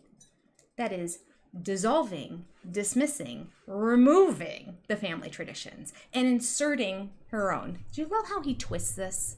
I mean, he rewrites history over and over again. How many times have I said it just in this one episode? Yes. Yeah, she enhanced our traditions. Wrong use of the word, Kody. That's not what enhancing is. No. All right. Let's see. One more thing I have written here. Although I don't understand it. It was easy to be with her. He should have grown to meet needs of other wives. Oh, this was something that Janelle said. That it was very easy for Kody to be with Robyn and spend time with Robyn, which is fine, but he needed to grow in that time and learn how to meet the needs of the other wives. And he didn't do it. Couldn't grow. He can't even really grow up, but he certainly can't grow to be a better man. Oh, and she adds, I don't want him to come back. I love that, you know. Oh, I'm starting to get excited about this season. I just wish it wasn't like 2 years ago that we're going to watch. Oh, I want to know what's happening now. I want to see Janelle getting the land and moving to North Carolina. And you know this whole house is also their way of saying, well, we're not just stuck in the past. You can't all just leave like we're the bad thing and then we're stuck here. We're going to reinvent ourselves. Kody's going to get his one big grand house for, I don't know. Maybe all the kids they'll all be failure to launches and they'll all stay there. I don't know. It makes no sense. They still don't even need 8 bedrooms for their immediate family. But 3 of them are in their 20s. So go figure. I don't know. Brielle's going to be out of there. She finds a guy. She's gone. She's a mini Robyn. So that'll happen right away. I can see the other 2 sticking around longer because I feel like they're really underneath the thumb of Robyn and they believe everything she says. It still doesn't make sense that they need this house. It's grandstanding. It's like the same, I have this fancy sports car. Look at me. And Robyn, I have expensive clothes. Ugly, but expensive. Again, decided to wear flowers for this event today. These are lilies. See how you can wear floral print and not look like you're 92 years old in a nursing home? She has the ugliest old lady blouses. I don't understand. Oh, that's why I also wore flowers in the picture when we went to La Palmas restaurant in Nashville, our Mexican restaurant, when the sister friends got together, the 4 of us. I wore a floral print then too, again to show you can wear a floral print and not age yourself. Look your age, or maybe even a little younger. It's possible. Can't do it. Anyway, they spend money to compensate for something. Something. I don't know if it's just insecurities. I don't know if it's... I don't know. I really don't know. I guess only they really know. Okay, let's look at the chat here for a second. Yeah, she does. She treats Dayton. Dayton is a high-functioning kid. Yes, he's on the...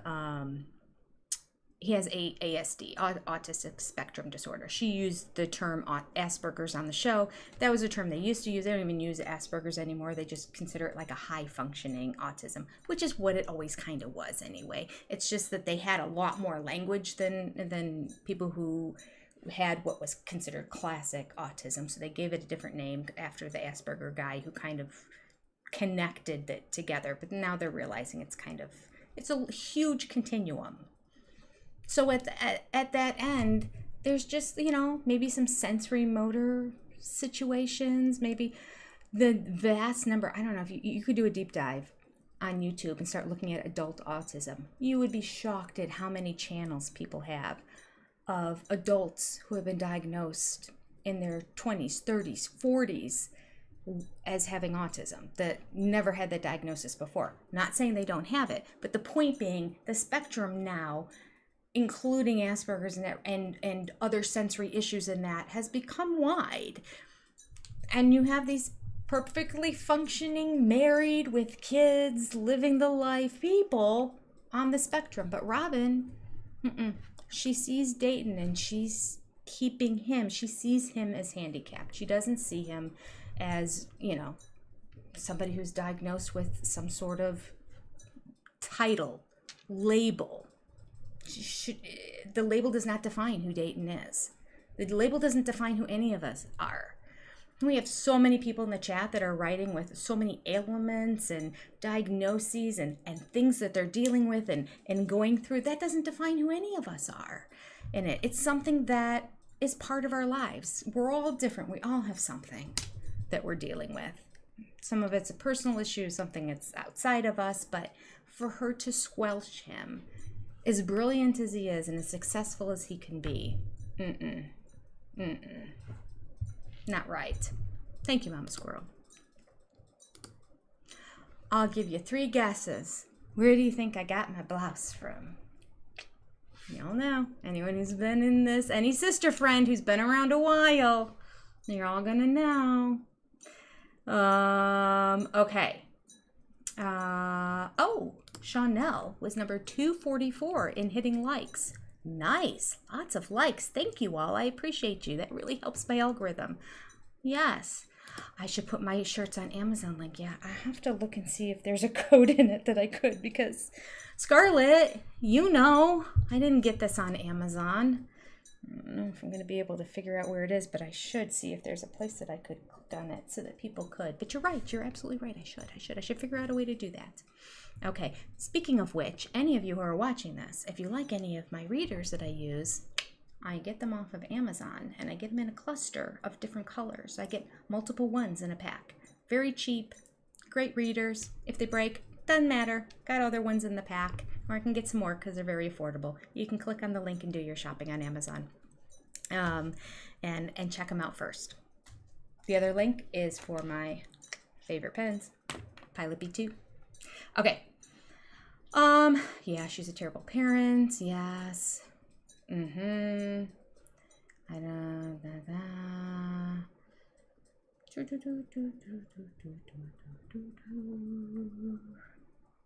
Lori E says I could hook up with Meri and get some Lulu stuff. Wouldn't that be fun? I could wear it. I have a Lulu skirt. I actually took it to Nashville with me. Never wore it. I haven't worn it in like a year or two. One of these days I'll wear it. I liked it when I did wear it. I wore it to Mexico on a vacation. Oh my gosh, that was probably over 5 years ago. It's stretchy though, so no matter what size I am, it'll fit. All right. I'm pretty sure he has. So sheltered.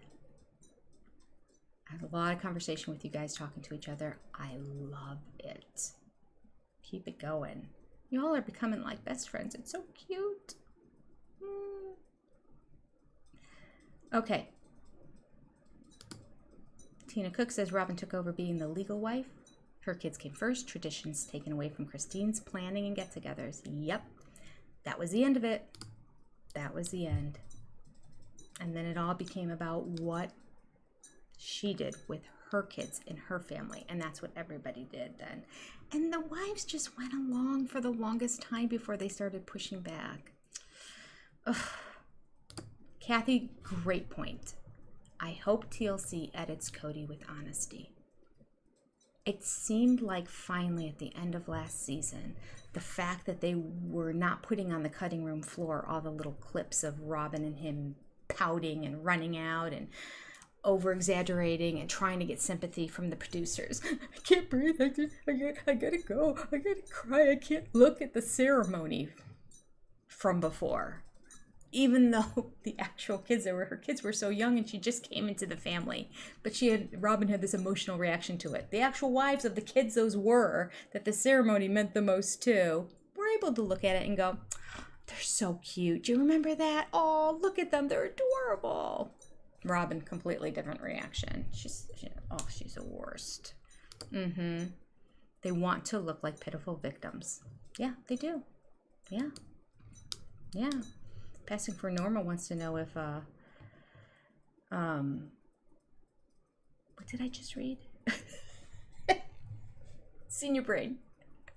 I just read something else and I got distracted. You're 5'11" and can't wear skirts. If you're 5'11", you'd look amazing in skirts. I'm only 5'4".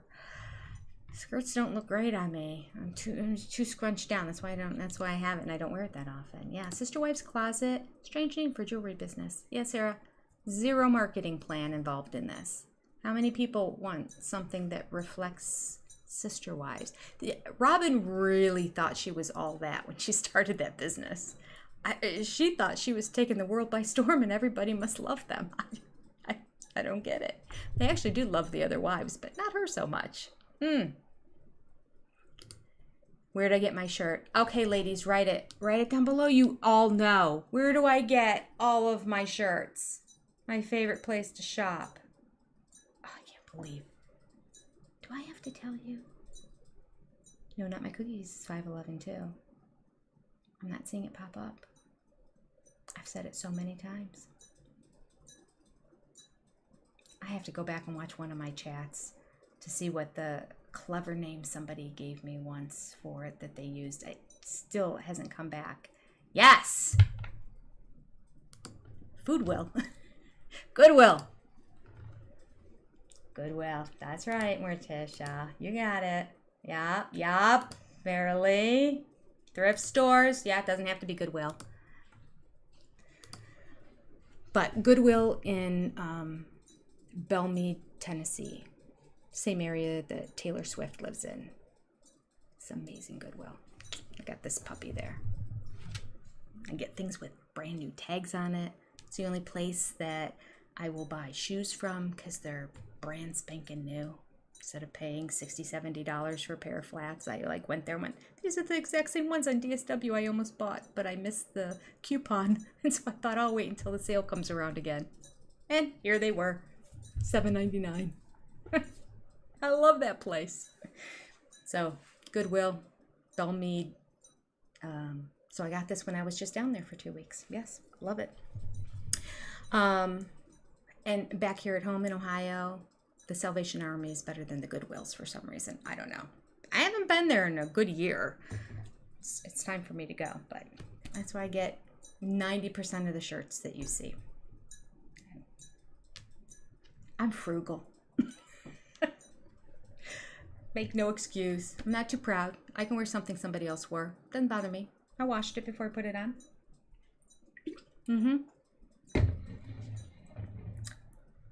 Ashley, your son lives and works in Belmead? Oh my goodness. When you go visit him, hit the Goodwill. It's really good. Oh, is it Bellevue, Lisa? Could be Bellevue. It might be Bellevue. But the Belmead people are funneling into that Bellevue one. Bellevue's just below Belmead. Belmead's where more of the money is. You're right. Whichever one's around there. There's only one in that area. That southwestern part of Nashville. Good stuff. I'm telling you all, if you're not thrift shoppers, you need to be. So much fun. It's like it's almost like a game to me. You just go in blank. You have no idea what you're gonna find. I always think I might not find anything. I don't think that's ever happened. But there's so much good stuff. Oh, at that same Goodwill, I found like a diffuser from Nordstrom, brand new, still had the tags on it. With the liquid in it, the oil in it, and then you have the sticks. See that? I got that. I've gotten on their shelves where it's like the trinkets and the kitchen stuff and all that. So much stuff had the original. I had candles that had the original stickers on them. Wicks never burned. It's just amazing. Get so much good stuff. Well, they get presents and they don't have room for it and they just donate it all to Goodwill. I'm happy to take it. Support the cause. Okay, I'm talking too much. Let's finish this up. We're at 3303. I'm sorry I digress so much. I apologize. Oh, goodness. Okay. Okay, yeah. 3303 for everyone who's following along on their apps. In 3, 2, oops, hold on, sorry. I could put the sound up. 3, 2, 1, go. Levi and Steve. Steve is my little Oh, brother. I'm sorry. Let's go back. And I what she's apologize. hinting at here? And we're done. It made me watch the commercials again. I shouldn't have done that 10 seconds back. My apologies, people. Let's talk more goodwill. No, we don't have to talk more goodwill. Oh, goodness. Michelle Littlefield points out, this must be Savannah. Her birthday is December 7th. And he didn't talk to her on her birthday, although he had the birthday present and the Christmas present. Yeah. Sounds very Kody-like, right? Kathy, what is my favorite color? I don't know if I have a favorite color, to be honest with you. For the longest time, it was purple. I think I look best in pink and blue. I have very little blue clothes in my closet. Pink seems to go well with my skin, which is interesting because I kind of am a warm tone type person. But I've always said it was purple for the longest time because my kids' school district from preschool all the way through high school, their school colors were purple and gold. So purple was everything. So I was always getting purple everything. And purple looks all right on me too. So I did that because of them, I think. I just would always get purple stuff because it just matched the school district. And so I liked it because of that. But purple's a nice color too. Don't know if I have a favorite, to be honest with you. Don't know. All right. Thrifting is best. It's fun. Yes. Helps keep clothes out of the landfill. Yes. Reuse, reduce, recycle, and save a lot of money. All right. Oh, Mama Truitt has been to that Goodwill. It's great. I'm frugal too. Free's my favorite price. Yeah. If they gave anything away for free, that'd be amazing. Back in the day, Goodwills had set pricing on everything. Shirts were this, pants were this, jeans were this. They didn't care about designer brand names at all. But that's changed. Now they have somebody who knows about branding and they go online and they look up and so sometimes there'll be a separate section for like the Tory Burch sandals. You remember when Robyn was wearing those Tory Burch sandals and I'm like, oh, look at her wearing Tory Burch sandals. They had some in there. Really worn. I wouldn't even think twice about it, but I just happened to see them and it made me laugh because they were very similar to Robyn's, almost the same, just a different color. They were $250 and the strap was broken on the one. Those were the sandals that Robyn wears. When people said, I never heard of Tory Burch sandals. I never either until my daughter went to college and she was saying, everybody wears Tory Burch sandals. I'm like, let me get you a pair. No, Mama's not going to get you a pair. Yeah, I think they're like $700 or $800 sandals. Isn't that crazy? Anyway. And I get it. If you really want to have a Tory Burch sandal, you can then take the sandal to a shoe repair place, pay $60 or whatever, and have real expensive sandals. But yeah. Anyway, all right. My commercial just stopped, so let me turn the sound back up. We are in Burley, Idaho. That must be where the brothers live. Here we go. 3, 2, 1. So we're here visiting Levi and Steve. Steve is my little brother from like my mom. But when my mom left my dad, he actually moved in with my dad and my other mom. And then Levi is my little brother from my other mom. So basically, Steve from my mom and Levi from my other mom really grew up as full siblings, honestly. All right, so let me pull these out real quick and I'll kind of show you guys how they work out in the light. Oh yeah, baby, are you excited Here's now? what's happening. I am, but I'm also like, I don't know, like butterflies a little bit. One of the biggest reasons I wanted Janelle to come up here to Idaho was because I wanted her to drive her own ATV. Janelle's actually leaving me behind in the dust. She is doing super great, and now she's just going. it's good to see this side of her. I'm just so proud of her for taking control and taking charge, but having fun and going for it. So I just wish that for her, taking charge of her life and having some fun and just going for it. You know, I've never driven an ATV all by myself, and this was so much fun. It was a really good reason to come up here and just hang out with Christine's brother. I'm so glad we came. That was actually so much fun. I've been worried that, especially with Christine's feelings about plural marriage, I've been worried that I'm going into a situation where they're not going to be super friendly about the idea of plural marriage. I don't think so, but I have this little nagging fear in the back of my head that I'm going into a weekend full of having to defend my choices. Yeah, it's so cool that, so cool to see you again. It's been awesome that you and Chris have been able to hang out so much. Yeah, we actually are having a lot of fun. Janelle and I will always do stuff together. We really feel like, I feel like we just raised our kids together so much. So we're always just gonna do stuff together. So okay, so tell me, did you guys live in one house? Yeah, Dad had our mom downstairs and then Levi's mom upstairs. That was the final when they lived together. That did not work well for a long time. Do you remember it not working? Yeah. I mean, there was a couple times where they were just furious and yelling at each other and stuff. My dad married my other mom when I was 5. And I lived polygamy my whole entire life and loved the idea of living polygamy. I remember how bad I wanted to have sister wives when I was 17. I was like, yes, that's exactly what I want to do. I wanted to be a third wife at 17. And I really honestly loved our community. I loved our church. I had a great childhood. All of it was great. Seeing that firsthand growing up, I mean, it was there were some times where, you could just feel the tension in the room. It was like you could cut the tension with a knife growing up. I mean, we're just young kids, and it's you have this atmosphere in the house where you're just holy smokes, who's gonna blow up today? Yeah.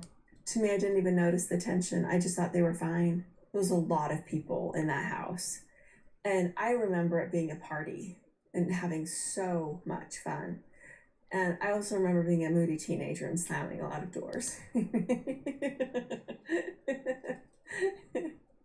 So Janelle and I, we lived together in a little trailer, and then we also lived together again several times. We lived in the same home. For years, we were in the same home.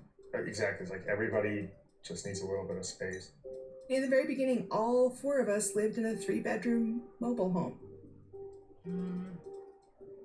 We were so idealistic. We thought we could do this utopia family. We thought we could make it all work. Did for a little bit. There was nothing but just this little thin paper wall. So, there was a lot of things that just created conflict. One little tiny kitchen, and it's a trailer with tissue paper walls. No. It was not a good time. It was a very miserable time.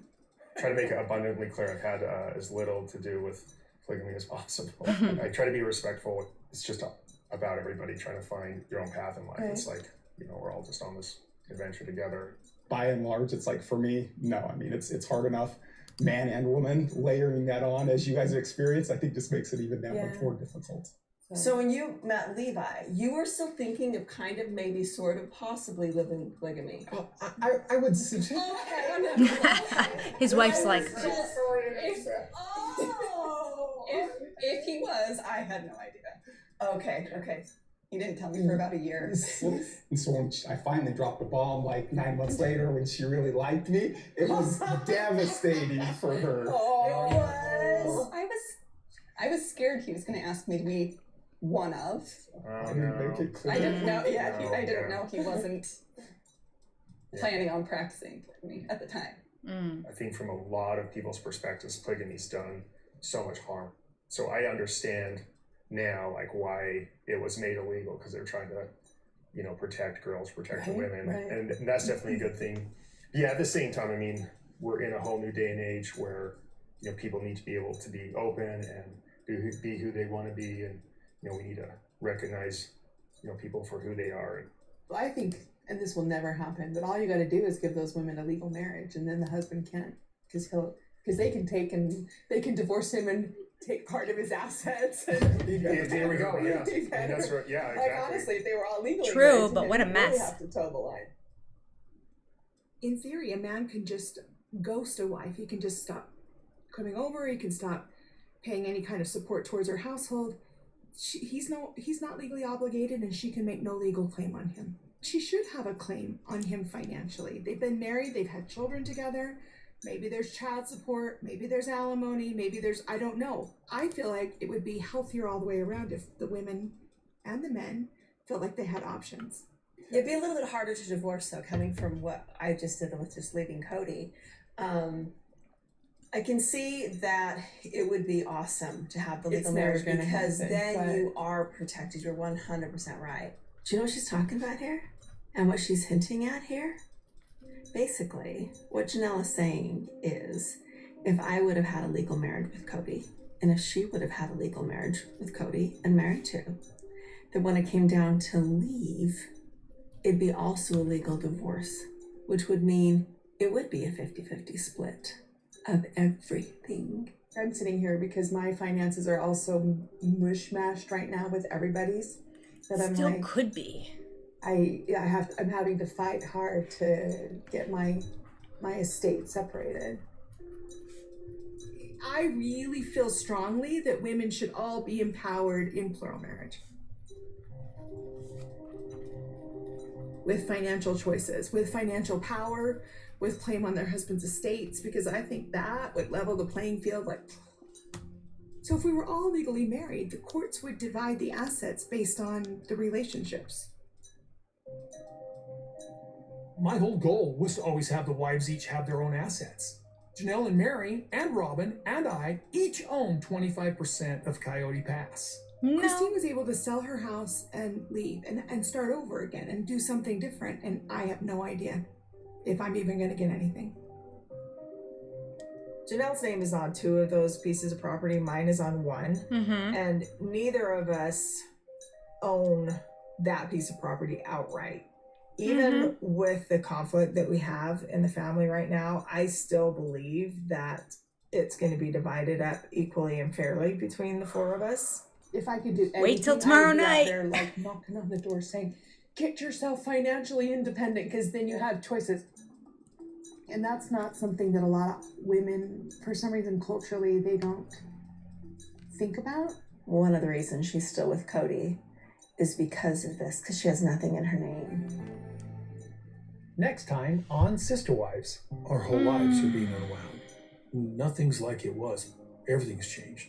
You know, we were raised in a culture where marriage is forever, right? Like, I'm still spiritually married to Kody. Like, I don't know how to get a divorce that way. According to our religion, sister wives are supposed to advocate for each other. I'm not going to apologize for what I need to do. You want something that we can't have together. Robyn came into our family specifically to live plural marriage. I wanted to sit on a porch with my sister wives.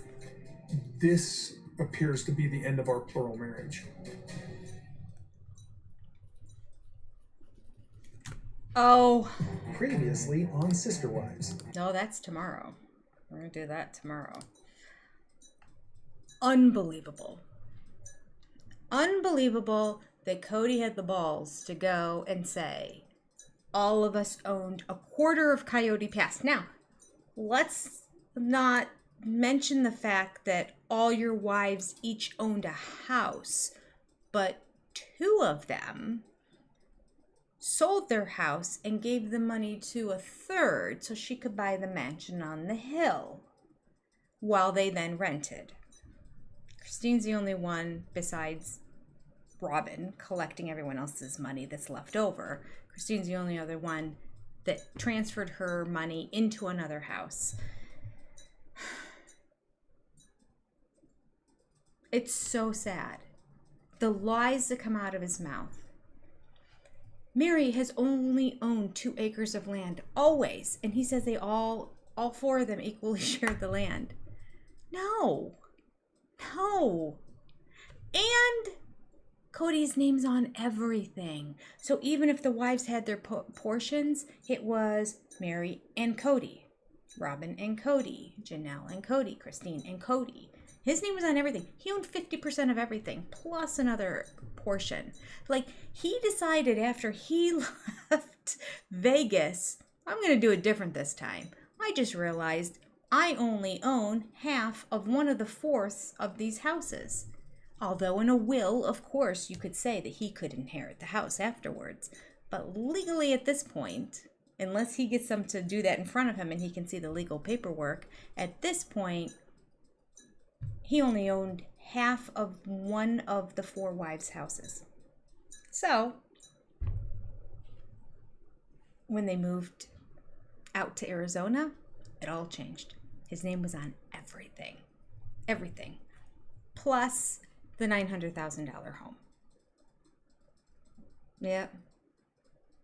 Owned half of that as well. Oh. And the lies. The lies. And Robyn has the nerve to say, according to our religion, sister wives are supposed to support each other. She hasn't done it since the day she stepped in there. She would not allow the other wives to support her. She would not allow them to watch her kids. She wouldn't do anything. Oh my gosh. It's just hysterical, the delusion that's going on in that little head of hers. Unbelievable. Or does she think we're that stupid that she can just outright lie and that we're all going to believe it? I mean, I think for a while she did, because I think when she started the Sister Wives Closet, she thought she was all that in a box of chocolates and that everybody was going to want all this jewelry because everyone just loved her and her designs. But they didn't. So I don't know how much she's really paying attention. It has her finger on the pulse of what people think about this show. Yeah. Hypocrite. She's never supported any of the sister wives. All she's done is take. Yeah, but Christine's the dramatic one. Yeah. It's Christine's fault. That's right. Well, this is Christine's fault. Of course it is. Oh. Now, I need to disagree with Janelle a little bit here. I do agree with the fact that if polygamy were allowed to be legal in terms of documentation, I mean, how messy would that be? The courts would just be stuck with a hot mess of trying to figure out where money goes and who gets what, because there's so many of them, and they'd have to go and look at all of it and divide. It's not as simple as Christine made it sound so simple. Well, if we all had legal marriages, we'd just get half. No, you wouldn't get half, because there's 5 people. So you get a fifth is what you would get. But you get your fair share. I agree with that. I agree that you would get your fair share of the assets that the family owns. So somebody would have to do a review. They would have to figure out the total assets and then somehow figure out, even though they're still living in the house, how she's going to get her portion of it, which in some cases might make them have to sell the house to, it could really get messy. I guess it can get messy in any divorce, but all right. So, I don't think it's going to happen. They just made it not illegal. So to go to the point of making it a legal binding document in terms of the marriage component, I don't see that happening, at least nowhere in the near future. However, I really believe she could still get what's due her. If they sell that house, she should march in with legal papers saying, I gave you this amount of money to buy that house. I just want it back. That's all.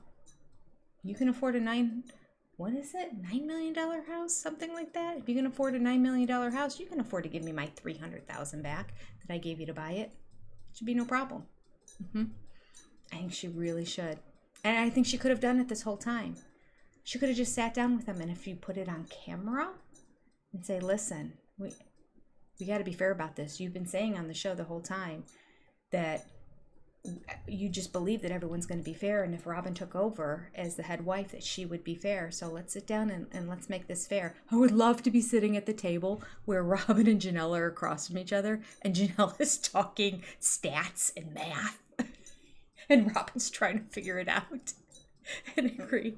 So Robyn, you have to fill out the W-2 and on the tax thing, we're going to do a Schedule C on this. And she'd be like, lost.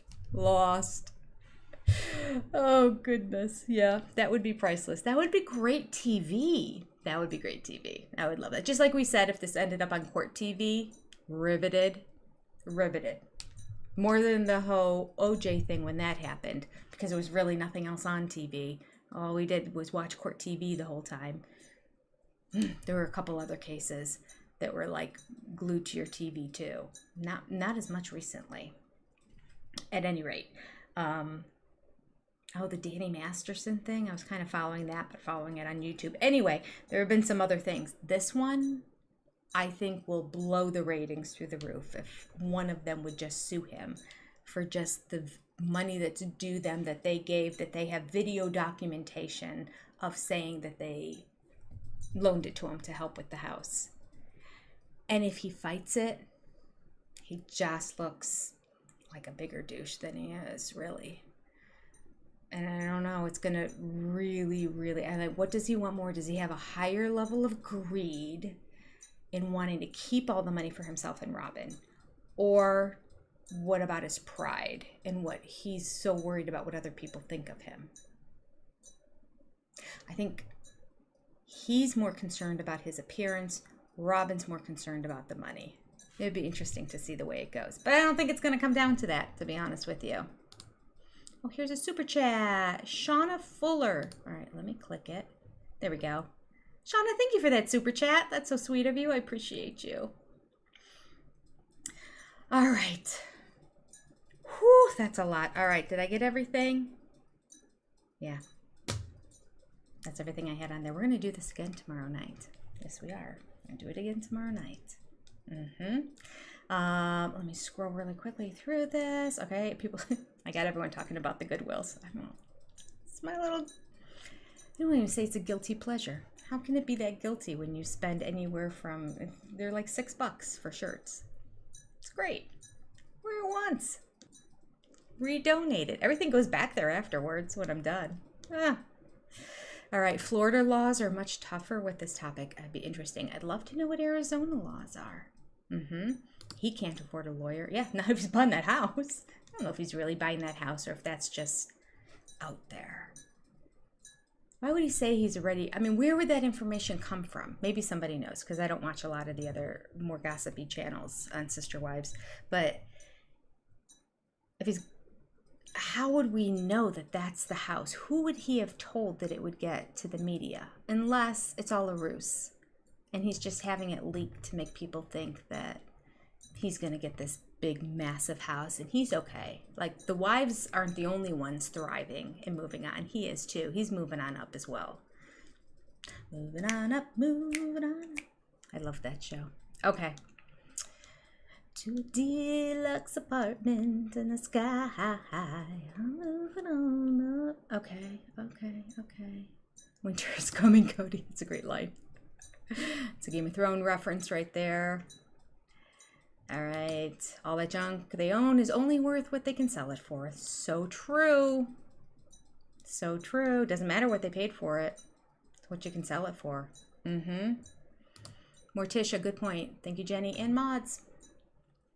I think we just had Lynn Skinner here today. Thank you, Lynn Skinner, for holding the fort down. Appreciate you. All right, let's go ahead. Oh, number 227 in likes. Great. Fantastic, Sarah. Thank you. The quote for today is, give me 1 second. I closed it out because I had too many things open here and I couldn't find what I needed. Here we go back. Oh, it should be right at the top. Oh, there it is. Okay. So we have, let's scroll to where it was. Okay. This is a nice one. This is by Alan Cohen. I have no idea who Alan Cohen is. I don't know if it's a famous person or if it just happens to be the person who said it. It's nice. It says, let me see if I can cut and paste it. Oh, I can. I will. Be happy with what you have. Be excited about what you want, but be happy with what you have. He should have flipped it. It should be excited about what you want in life, but be happy with what you have. I'm going to rewrite it in the chat the way I think it should be. Wait, I'm going to change the quote. too. Oh. My button is right over the chat. I can't see it. Okay. So,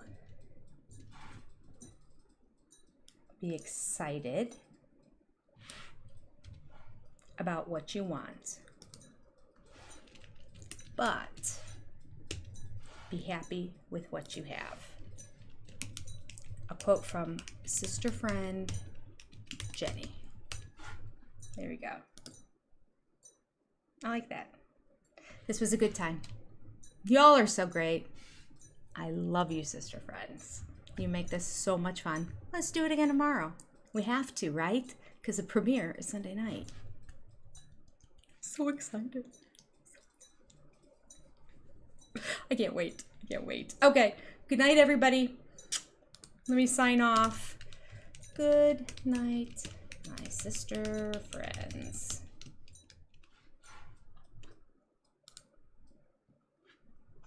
SOS, everyone. Save a sister friend. Support a sister friend. Hit the like button. SOS. Hit the like button. Thank you all. Oh, it's going to take me a minute. I have to find the right screen to walk off of here. I have too many things open here. Nope, not that one. Here we go. We're back. All right.